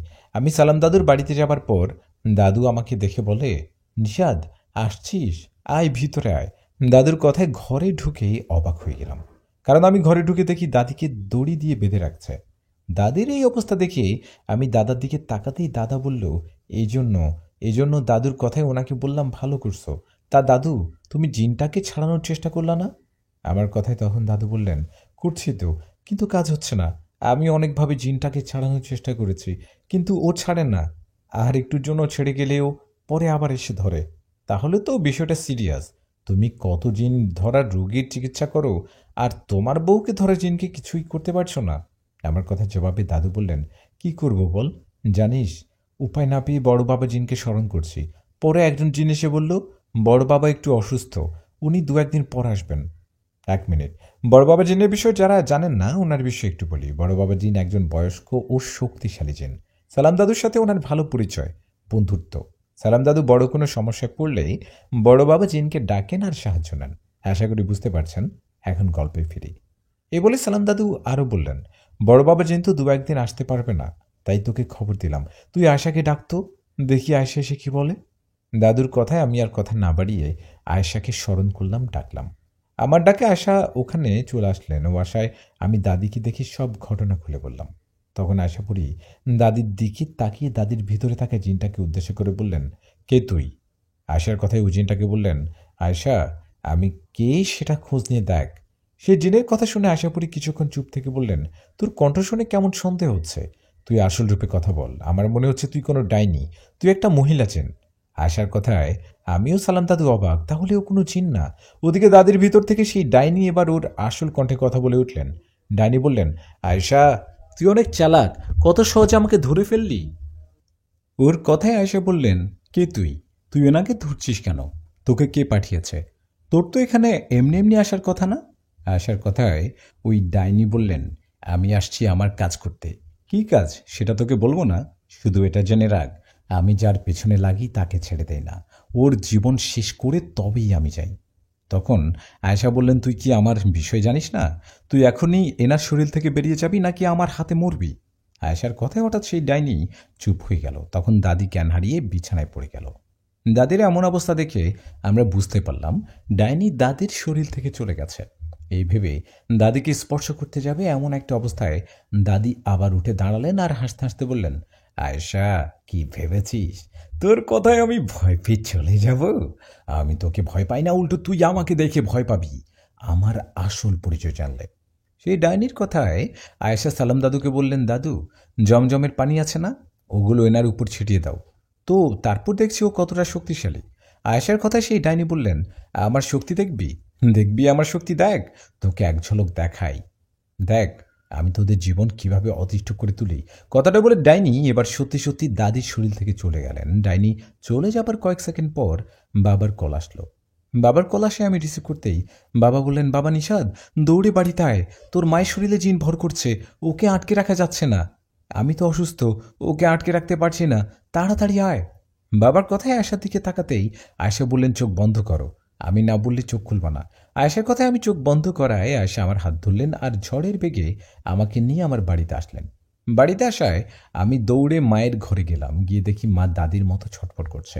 মায়ের এমন অবস্থা দেখে আমি আয়শাকে বললাম, আয়শা মায়ের কিছু হয়েছে? আমার কথায় আয়েশা কিছু বলার আগে মায়ের শরীর থেকে সেই ডাইনি কথা বলে উঠলেন। যে ডাইনি একটু আগে দাদির শরীর থেকে বেরিয়ে আসলো, ডাইনি তাহলে দাদির শরীর থেকে এসে মাকে ধরেছে। ডাইনির এমন কাজে আয়েশা বললেন, কি চাস তুই? কেন এমন করছিস? তোর উদ্দেশ্য কি? তখন সেই ডাইনি বললেন, আমার ক্ষমতা দেখতে চেয়েছিলেন না? আমি কি করতে পারি দেখতে চেয়েছিলি না? দেখ, আরেকটা অবাক করা ঘটনা দেখাই। আমি একসাথে দুজনকে ভর করব। কথাটা বলেই ডাইনি কিছুক্ষণ চুপ করে রইলেন। তখনই সালাম দাদু আমাকে ফোন দিয়ে বললেন, নিশাদ, তোর দাদি আবারও কেমন করছে। আমি আমার ভাতিজা তোর দাদিকে ধরে আছি। ভাতিজার ফোন থেকে তোকে কল দিলাম। দাদুর কথায় আয়েশা বুঝতে পারলেন সেই ডাইনি আমাদের মাঝে মায়াজাল সৃষ্টি করছে। তখন আয়েশা আমাকে বললেন, দাদুকে বলো ভয় না পেতে, আমি বিষয়টা দেখছি। আয়েশার কথায় আমি দাদুকে তাই বললাম। এদিকে আয়েশা পরে আমাকে বললেন, তোমরা একটু বাহিরে যাও, ওর ব্যবস্থা করছি। আয়েশার কথায় আমরা বাহিরে যাব। এমন সময় সেই ডাইনি মায়ের শরীর থেকে চলে গেল। ডাইনি চলে যাওয়া আয়েশা বললেন, বাহিরে যেও না, ও চলে গেছে। আয়েশার কথায় আমরা মায়ের দিকে তাকিয়ে দেখলাম মা জ্ঞান হারিয়ে পড়ে আছে। তখন মায়ের কাছে গেলাম ও মাকে জ্ঞান ফেরালাম। মায়ের জ্ঞান ফিরতে আয়েশা বললেন, নিশাদ, এখানে বড় ধরনের কোনো চালচালা হচ্ছে। আমাকে বোকা বানাতে চাইছে কেউ না কেউ। ডাইনি চলে গেছে, তোমরা ভয় পেও না, তোমরা থাকো, আমি একটু খোঁজ নিয়ে আসছি। কথাটা বলেই আয়েশা পড়ি চলে গেলেন। আর বেশ কিছুক্ষণ পর ফিরে আসলেন। আয়েশা ফিরে আসায় ওকে জিজ্ঞেস করলাম, আয়েশা, কিছু জানতে পারলা কি? আমার কথায় আয়েশা বললেন, হ্যাঁ, জানতে পেরেছি, তবে পুরোপুরি না, তবে তাড়াতাড়ি জেনে যাব। শোনো, কাল সন্ধ্যায় মা বাবা তুমি আমি সবাই সালাম দাদুর বাড়িতে যাব। ওখানে গেলে সব জানা যাবে। তুমি সালাম দাদুকে বলো আজকে রাতটা দাদিকে কষ্ট করে পাহারা দিতে, কাল হবে আসল খেলা। আয়েশার কথায় আমি তাই করলাম। সালাম দাদুকে সব জানিয়ে দিলাম। দাদুকে বললাম আমরা সবাই কাল সন্ধ্যায় তোমাদের বাড়িতে আসব। আমার কথায় দাদু রাজি হলেন। এদিকে আমরাও সে রাতে সাবধানে থাকলাম। আমি রাতে ঘুমালেও আয়েশা ঘুমায়নি। ও আমাদের পাহারায় রেখেছিল। যাই হোক, রাতটা তেমন সমস্যা ছাড়া কেটে যায়। পরের দিন সন্ধ্যা হবার আগে আয়েশা আমাকে বলে, নিশাদ, তুমি মা বাবাকে নিয়ে সালাম দাদুর বাড়িতে যাও, আমি আসছি। আয়েশার কথায় আমি মা ও বাবা চলে গেলাম সালাম দাদুর বাড়িতে। আমরা দাদুর বাড়িতে যাওয়ায় উনি আমাকে দেখে বলল, নিশাদ, তোমরা আসছো, ভালোই করেছো। আমিও তোমাদের এই কথাটা বলতে চাইলাম যে সবাই আমার বাড়িতে চলে আসো, সবাই একসাথে থাকলে সমস্যা কম হবে। দাদুর কথা জবাবে ওনাকে বললাম, হ্যাঁ দাদু, আয়েশা পরি বলল এখানে আসতে। আমরা সবাই একসাথে হলাম, এখন আয়েশা ওই ডাইনির মুখোমুখি হবে। তখন দাদু বললেন, কিন্তু আয়েশা কোথায়? ও এখনো আসছে না কেন? সেটা তো জানি না দাদু, ও আমাদের বলল আসতে, আমরা আসলাম, ও চলে আসবে হয়তো। আমাদের সালাম দাদুর বাড়িতে আসতে বলে আয়েশা সোজা চলে যায় পিশাচিন সর্দারের কাছে। সেখানে যাওয়ায় সর্দার বলেন, আয়েশা, তুই কেন এখানে আসছিস? আমাকে আঘাত করে আমার রাজ্যে আসার সাহস কিভাবে হয় তোর? ওনার কথায় আয়েশা বলেন, অপরাধ করলে আঘাত তো খেতে হবে। আপনাকে আমি বারবার সাবধান করার পরও কেন ঝামেলা করছেন? আমি আপনাকে আঘাত করছি, এই অপমানে আপনি নিশ্চয়ই ওই ডাইনিকে আমন্ত্রণ দিয়ে নিয়ে এসছেন ওদেরকে আমার পিছনে লাগানোর জন্য। আয়েশার কথার জবাবে জিন সর্দার বললেন, না, আমি কাউকে ডাকিনি, আমি কিছু জানি না। তুই সঠিক কিছু না জেনে আমাকে দোষারোপ করতে পারিস না, চলে যা এখান থেকে। তখন আয়েশা বললেন, চলে তো আমি যাব, চলে যাবার আগে একটা কথা বলি। আমি যদি কোনোভাবে জানতে পারি ওই ডাইনিকে আপনি পাঠিয়েছেন আমার স্বামী পরিবার ও সালাম দাদুর পরিবারের কাছে, তাহলে আপনাকে আমি ছাড়ব না। আয়েশার এমন হুমকিতে জিন সর্দার বলেন, আয়েশা, তোর হাতে ওই ক্ষমতাওয়ালা শক্তিধর চুরিটা আছে বলে নিজেকে অনেক বড় ভাবিস। আমি জিনদের সর্দার হয়েও তোর সাথে শক্তিতে পারি না, কিন্তু এটাও মনে রাখিস তোর এই শক্তি সব সময় থাকবে না। যখন তোর দুর্বল জায়গায় আঘাত করব তখন তোর শক্তি কাজে লাগবে না। ওনার কথায় আয়েশা রেগে জিন সর্দারের দিকে তাকিয়ে বললেন, আমার দুর্বলতা আমার স্বামী, আমার স্বামীর পরিবার। তুই যদি ওদের ক্ষতি করার চিন্তাও করিস তোকে ভয়ঙ্করভাবে মারব। কথাটা বলে আয়েশা চলে আসলেন আমাদের কাছে সালাম দাদুর বাড়িতে। আয়েশা আসায় সালাম দাদু বললেন, আয়েশা, তুমি আসছো, কোথায় গিয়েছিলে? তখন আয়েশা বলল, দাদু, ওই ডাইনিকে মনে হয় জিন সর্দার পাঠিয়েছে, তাই জিন সর্দারের কাছে গিয়েছিলাম। আমি ডাইনির বিষয়ে পুরোপুরি খবর নিতে পারিনি, একটু সময় লাগবে। আয়েশার কথায় সালাম দাদু বললেন, তোমাকে কষ্ট করে আর খোঁজ নিতে হবে না। বড় বাবা জিন আসছিল আমার কাছে, উনি আসায় আমি সব ঘটনা ওনাকে খুলে বলেছি। আমার সব কথা শুনে বড় বাবা জিন ডাইনির বিষয়ে খোঁজ নিতে গেছে, একটু অপেক্ষা করো, বড় বাবা জিন চলে আসবে। দাদুর কথায় আমরা অপেক্ষা করতে লাগলাম। এর বেশ কিছুক্ষণ পর বড় বাবা জিন আসলেন। উনি আসায় আয়েশা ওনাকে সালাম দিলেন, কারণ বড় বাবা জিন একজন বয়স্ক জিন, যদিও বড় বাবা জিনের থেকে আয়শাপুরীর শক্তি অনেক বেশি। বড় বাবা জিনকে সালাম দেয়ায় উনি সালামের উত্তর দিয়ে বললেন, আয়শা কেমন আছো, তোমার সাথে অনেকদিন পর দেখা হলো। বড় বাবা জিনের কথায় আয়শা বললেন, কেমন আর থাকবো বড় বাবা, একটার পর একটা ঝামেলা লেগেই আছে। আমার পরিবারের সাথে ঝামেলা লেগেই চলছে, আর এইসব করছে ওই জিন সর্দার। এখন আবার মারিদ সম্প্রদায়ের একজন বয়স্ক ডাইনিকে পাঠিয়েছে আমাদের কাছে। আপনি নাকি ওনার বিষয়ে খোঁজ নিতে গেছেন, কিছু কি জানতে পেরেছেন? আয়েশার কথায় বড় বাবা জিন বললেন, হ্যাঁ আমি অনেক কিছু জেনেছি, এমনকি আমি আগে থেকে ওদের বিষয়ে জানি। আমি এমন কিছু জানি যা তোমরা জানো না, কারণটা একটু পর বুঝতে পারবে। ওনার কথায় আয়েশা বললেন, বলুন আপনি কি জানেন ওদের বিষয়ে। তখন বড় বাবা জিন বলতে শুরু করলেন। বড় বাবা জিন বললেন, আগে তোমাদের একটা ভুল ভেঙে দেই। তোমরা ভাবছো একজন ডাইনি লাগছে তোমাদের পিছনে, না এটা ভুল। একজন না, দুজন ডাইনি আসছে তোমাদের কাছে। ওরা দুজন যমজ বোন। এই ডাইনি দুজন মারিদ সম্প্রদায়ের জিন। এদের শক্তি অনেক। এরা অনেক খারাপ, জীবনে বহু জিন ও মানুষকে হত্যা করেছে এরা। আয়েশা, তুমি জিন সর্দারকে আঘাত করার ফলে জিন সর্দার অনেক অপমান হয়। জিন সর্দার ভালো করে জানে তোমার সাথে শক্তিতে পারবে না, তাই উনি এই ডাইনি দুজনকে মানুষ শিশু বাচ্চাকে বলি দিয়ে আমন্ত্রণ করে নিয়ে আসে। এই ডাইনি দুজন 4 জন মানুষকে তাদের নামে বলি দেওয়ার শর্ত নিয়ে আসছে। এখানে সবাই থেকে অবাক করা ভয়ঙ্কর বিষয় হলো ওই ডাইনি দুজনের মধ্যে একজনের হাতে তোমার মতো শক্তিশালী চুড়ি আছে। কি, আমার মতো চুড়ি ওনার হাতে আছে? ওনার মতো খারাপ মহিলা জিন কিভাবে এটা পায়? আয়েশাপুরীর কথায় বড় বাবা বললেন, হ্যাঁ এটাই সত্যি, তোমার মতো চুড়ি ওর হাতে আছে। আর এই চুড়িটা ওরা একজন ভালো পরীকে ধোঁকা দিয়ে ওকে কালো জাদু করে নিয়েছে। দুজন ডানির মধ্যে একজনের হাতে আছে শক্তিশালী চুড়ি, আর একজন ডানির হাতে চুড়ি নেই ঠিকই, কিন্তু ও কালো জাদুতে পারদর্শী। ওই ডাইনি চিন্তের মধ্যে কালো জাদুতে ছড়াতে পারদর্শী। সবশেষে একটা কথাই বলবো, আমাদের সামনে ভয়ঙ্কর কিছু হতে যাচ্ছে। ওই ডাইনিরা আমাদের সবার ক্ষতি করার চুক্তিতে আসছে। ওরা ওটা করেই ছাড়বে। বড় বাবা জিনের কথায় আমরা ভয়ে পাথরের মতো দাঁড়িয়ে রইলাম। তখন সালাম দাদু বললেন, বড় বাবা তাহলে এখন উপায় কি? ডাইনিদের হাত থেকে বাঁচার কি কোনো উপায় নেই? ওদের সাথে কি যুদ্ধ করতে পারবেন না? তখন আশাপুরি বললেন, পারবো, ইনশাল্লাহ অবশ্যই পারবো। চুপ করে মুখ বন্ধ করে মরে যাবার থেকে যুদ্ধ করে মরে যাওয়া অনেক ভালো। আমি আশাপুরি, আমার শরীরে যতক্ষণ শক্তি আছে আমি আমার পরিবারের, আমার স্বামীর কোনো ক্ষতি হতে দিব না। আয়েশার কথায় বড় বাবা জিন বললেন, আয়েশা মাথা গরম করো না, ডাইনিদের কিভাবে মোকাবেলা করা যায় সেটা বুদ্ধি দিয়ে ভাবতে হবে। আমার একজন বন্ধু জিন আছে, আমি ওর কাছে ডাইনিদের বিষয়ে আরও গভীরভাবে খোঁজ নিয়ে দেখি কোনো উপায় পাই কি না। আমি এখন আসি, তোমরা সাবধানে থেকো। আমি কোনো বিপদে বুঝতে পারলে চলে আসব।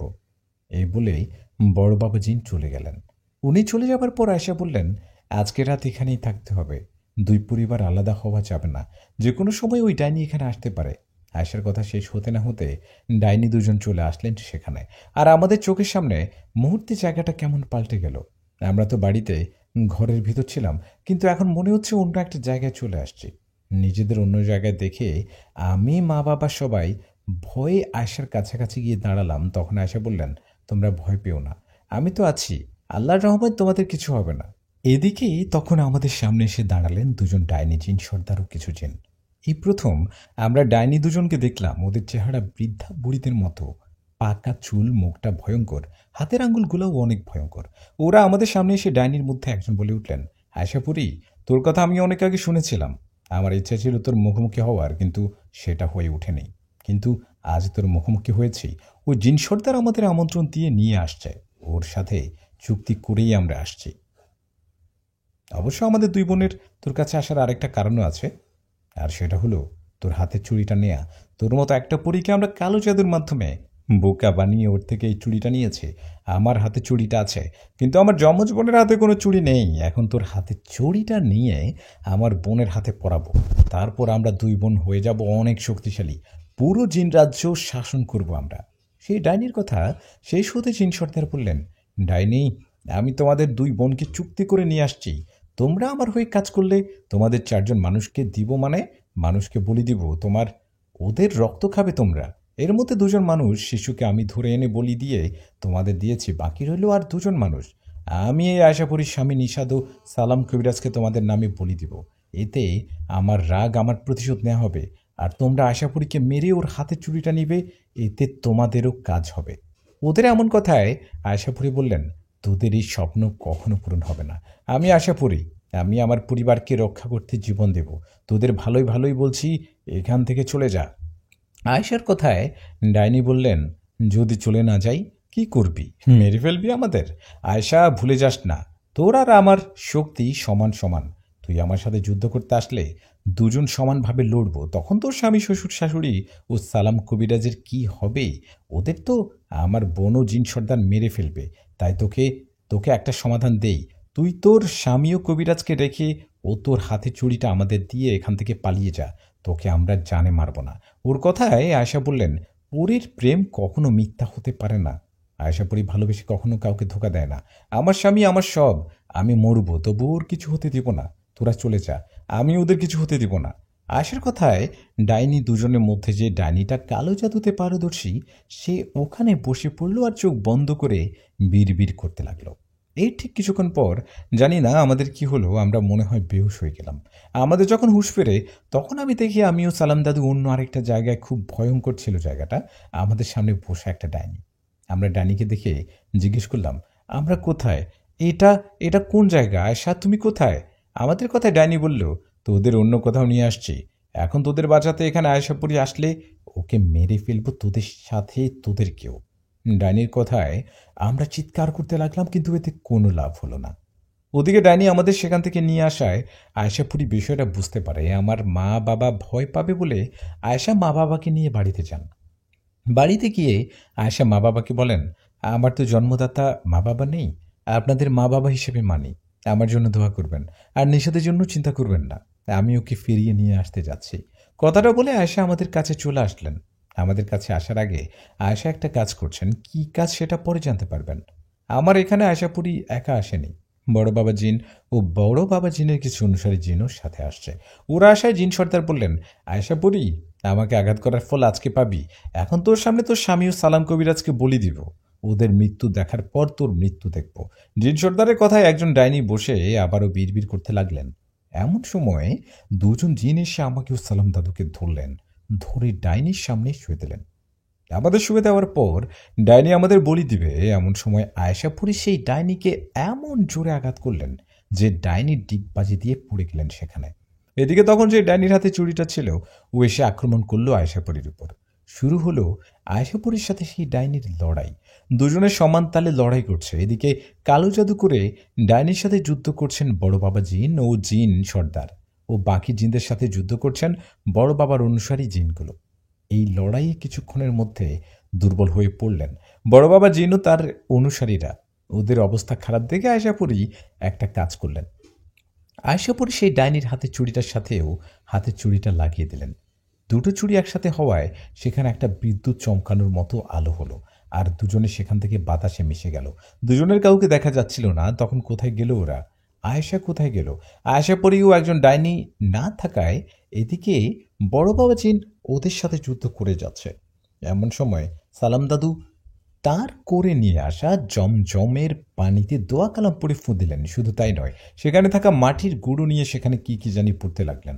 এরপর দাদু সেই মাটির গুঁড়ো জিন সর্দার, তার অনুসারী জিন ও ডাইনির দিকে ছুঁড়ে মারলেন। এরপর জমজমের পানি ছিটাতে লাগলেন। মাটির গুঁড়ো জমজমের পানি ওদের শরীরে পড়ায় ওরা ছটপট করতে লাগলেন আর চিৎকার করতে লাগলেন। মনে হচ্ছে ওরা দুর্বল হয়ে গেছে। এই সুযোগে জিন সর্দারও তার অনুসারী জিনদের আঘাত করে মেরে ফেললেন বড় বাবা জিন। বাকি রইল একটা ডাইনি। ডাইনি একা হওয়ায় বড় বাবা জিনকে বললেন, এই আমাকে ছেড়ে দে, আমাকে কিছু করলেন আমার বোন তোকে ছাড়বে না, যেতে দে আমাকে। এ বলে ডাইনি সেখানে বসে কালো জাদু করতে যাবে, এমন সময় বড় বাবা জিন ডাইনিকে শূন্যে তুলে আছাড় মারলেন। তখন ডাইনি আহত হয়ে পড়ে রইলেন সেখানে। তখন বড় বাবা জিন বললেন, দুই বোন মিলে জীবনে অনেক পাপ করেছিস, জিন সহ অনেক মানুষকে মেরে ফেলেছিস। আজকের পরে সব আর করতে পারবি না, তোর পাপ আজ থেকে শেষ হবে। কথাটা বলেই বড় বাবা জিন ও তার অনুসারী জিনেরা ডাইনিকে মেরে ফেললেন। ডাইনি মারা যাওয়ায় আশপাশটা শান্ত হলো। কিন্তু আয়েশা পরি কোথায় কোথায় গেল?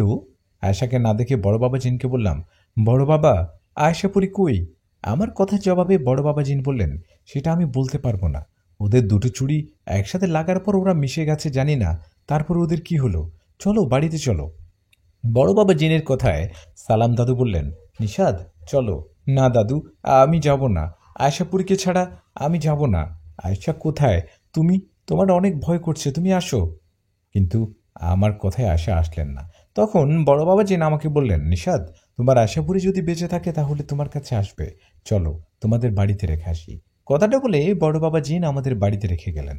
বাড়িতে আসার পর আমি আশাপুরীর অপেক্ষা করতে থাকি, কিন্তু আয়েশা আসে না। আয়েশা না আসায় মা বাবাও অনেক চিন্তা করতে থাকে, আয়েশা কোথায় গেল।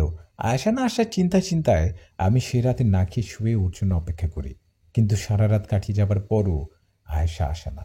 আয়েশা না আসায় আমি কান্না করতে থাকি, তাহলে কি আমার আয়েশা বেঁচে নেই? আয়েশা কি তাহলে আমাদের বাঁচাতে নিজের জীবন দিয়ে দিয়েছে? এইসব ভাবি আর কান্না করি। আয়েশা না আসায় আমার মা বাবা আমাকে শান্ত হতে বলে, কিন্তু আমি কিভাবে শান্ত হব? আমি যে আশাপুরীকে অনেক ভালোবাসি, আমি আসার জন্য প্রতিনিয়ত অপেক্ষা করতে থাকি। এভাবে অপেক্ষার মাঝে কেটে যায় 1 মাস। এই 1 মাস আমার দিনগুলো যে কেমন গেছে জানি না, পাগলের মতো হয়ে গেছি। 1 মাস পর একদিন সন্ধ্যার পর বাজার থেকে বাড়িতে ফিরছিলাম, তখন হঠাৎ আমার সামনে দূর থেকে সাদা পোশাকে একজনকে দেখতে পাই। দূর থেকে দেখে কিছু বুঝতে না পারলেও কাছে এসে বুঝতে পারি উনি একজন পরী, দেখতে মাশাআল্লাহ সুন্দরী। আমি পরীটাকে দেখে ওনার দিকে তাকিয়ে থাকি আর আস্তে করে বলি, কে আপনি? আমার কথায় সেই পরী বলেন, আপনি কি নিশাদ, আয়েশাপুরীর স্বামী? ওনার কথায় আমি মাথা নাড়িয়ে হ্যাঁ বলি। তখন উনি আমাকে বলেন, আপনি আমাকে চিনবেন কিনা জানি না, হয়তো আমার কথা শুনেছেন। আমি সেই পরী যার হাতে আশাপুরীর মতো শক্তিশালী চুড়ি আছে। আমি সেই পরী যার হাতে চুড়িটা ওই 2 যমজ ডাইনি বোন নিয়ে নিয়েছে। আমি আশাপুরীর সাহায্যে আবার সেই চুড়িটা ফিরে পেয়েছি। কিন্তু একটা দুঃখের খবর হলো, আমাকে সাহায্য করতে গিয়ে আয়েশাপুরী মারা গেছে। ওই পুরীর মুখে কথাটা শুনে আমার আমার চোখ দিয়ে টপ টপ করে পানি পড়তে লাগলো। এমন সময় সেই পরী বললেন, আমি এই 1 মাস ভালো করে ভাবলাম, আমার জন্য যেহেতু আয়েশাপুরী মারা গেছে আর আমার হাতেও যেমন আয়েশাপুরীর মতো চুড়ি আছে, তাই আমি আপনাকে ভালোবাসবো আর বিয়ে করব। আপনি বিয়ে করবেন আমায়? ওনার কথায় আমি কান্না ভরা চোখে বললাম, আপনি এসব কি বলেন? দেখুন, শরীর ও মন সবার আছে, কিন্তু আমার ওই মনটাকেই লাগবে যে আমাকে তার থেকে বেশি ভালোবাসতো। আমার আশাপুরীর মায়া মমতা ভালোবাসা লাগবে। এক এক মানুষের ভালোবাসার স্বাদ এক এক রকম। আপনি যাকে হারাবেন তার মতো ভালোবাসা বা কি আর অন্য কারো কাছ থেকে পাবেন না? অন্য কারো কাছে হয় কম বা বেশি পাবেন। আপনি আমাকে আর একটা কথাও বলবেন না, আমি আপনাকে ভালোবাসা বা বিয়ে করতে পারবো না। সেদিন আয়েশা চলে যাবার পর ফিরে আসছিল না। ও ফিরে না আসায় ভেবেছিলাম ও মারা গেছে কিনা, কিন্তু আমার ভাবনা যেভাবে সত্যি হতে পারে ভাবিনি। কথাটা বলে কান্না করতে করতে বাড়ির দিকে যেতে লাগলাম। তখনই পিছন থেকে আশাপুরীর কণ্ঠে কে বলল, একাই বাড়িতে যাবা? তোমার বউকে নিবা না? আয়েশার কণ্ঠ শুনে পিছনে তাকিয়ে দেখি আয়েশা দাঁড়িয়ে আছে। ওকে দেখে দৌড়ে গিয়ে ওকে জড়িয়ে ধরে বললাম, আয়েশা, তুমি তুমি সত্যি বেঁচে আছো? আমার কথায় আয়েশা আমাকে শান্ত করে বলল, হ্যাঁ নিষাদ, আমি মারা যাইনি, আমি বেঁচে আছি। আমি তোমাকে পরীক্ষা করে দেখলাম আমার জন্য তোমার কতটা ভালোবাসা। তখন আমি আয়েশাকে জিজ্ঞেস করি, সেদিন কোথায় চলে গিয়েছিলে? আমার কথায় জবাবে আয়েশা বলেন, সেদিন আমি ডাইনির সাথে যুদ্ধ করার সময় বুঝতে পারছিলাম ওখানে থাকলে আমরা হেরে যাব, তাই ডাইনির চুড়ির সাথে আমার চুড়ি লাগিয়ে ডাইনিকে নিয়ে যায় সেই পরীর কাছে, যে পরীর চুড়ি ডাইনি ধোঁকা দিয়ে তার কাছে নিয়েছিল। সেই পরীর কাছে যাবার পর ডাইনির সাথে আমার যুদ্ধ হয় আর ডাইনি অনেক দুর্বল হয়ে পড়ে। তখন ডাইনিকে ভয় দেখালে ও জীবন বাঁচাতে সেই পরীর চুড়ি আবার ওকে ফিরিয়ে দেয়। ডাইনির চুড়ি খোলার পর ওর শক্তি কমে যায় আর তখন আমি ডাইনিকে মেরে ফেলি। ডাইনির সাথে আমি যুদ্ধের সময় আমিও অনেক জায়গায় আঘাত পাই, তাই একটি মাস আমাদের জিন্দের হেকিমের চিকিৎসা নিয়ে আজকে আসছি। পিছনে ঘুরে তাকাও, দেখো, ইনি সেই পরী যার চুড়ি ওনাকে ফিরিয়ে দিলাম। আয়শার কথায় পিছনে তাকিয়ে দেখি একজন পরী ওনার দিকে তাকাতেই উনি আয়শাকে বললেন, আয়শা, তুমি আমার অনেক বড় উপকার করলে, তোমার এই উপকার আমি জীবনেও ভুলব না, কখনো না কখনো তোমাকে সাহায্য করব। আমার নাম ফাতেমা, আমি ফাতেমা পরী, তোমারও তোমার স্বামীর জন্য দোয়া রইল। কথাটা বলে ফাতেমা পরী চলে গেলেন। ও চলে যাবার পর আমিও আয়শা চলে গেলাম বাড়িতে। বাড়িতে যাবার পর মা বাবা আয়শাকে দেখে অনেক খুশি হলেন। আয়শা ফিরে আসায় আমি সালাম দাদুকেও খবর দেই, উনি শুনে অনেক খুশি হন। বিপদে পড়লে বোঝা যায় আপন মানুষেরা কতটা ভালোবাসে। বিপদে আপন মানুষ চেনা যায়। আশাপুরীর প্রেম, আশাপুরীর ভালোবাসা আমাকে মুগ্ধ করেছে। আশাকে ফিরে পেয়ে আবারও দুজনে সংসার করতে লাগলাম। আশাপুরীকে নিয়ে আমার গল্প লেখা শেষ হবে না, সামনে আরও অন্য কাহিনী নিয়ে আশাপুরীর গল্প নিয়ে আসবো ইনশাল্লাহ। আজকে এখানেই শেষ করলাম। ভালো থাকবেন সবাই। আসসালামু আলাইকুম।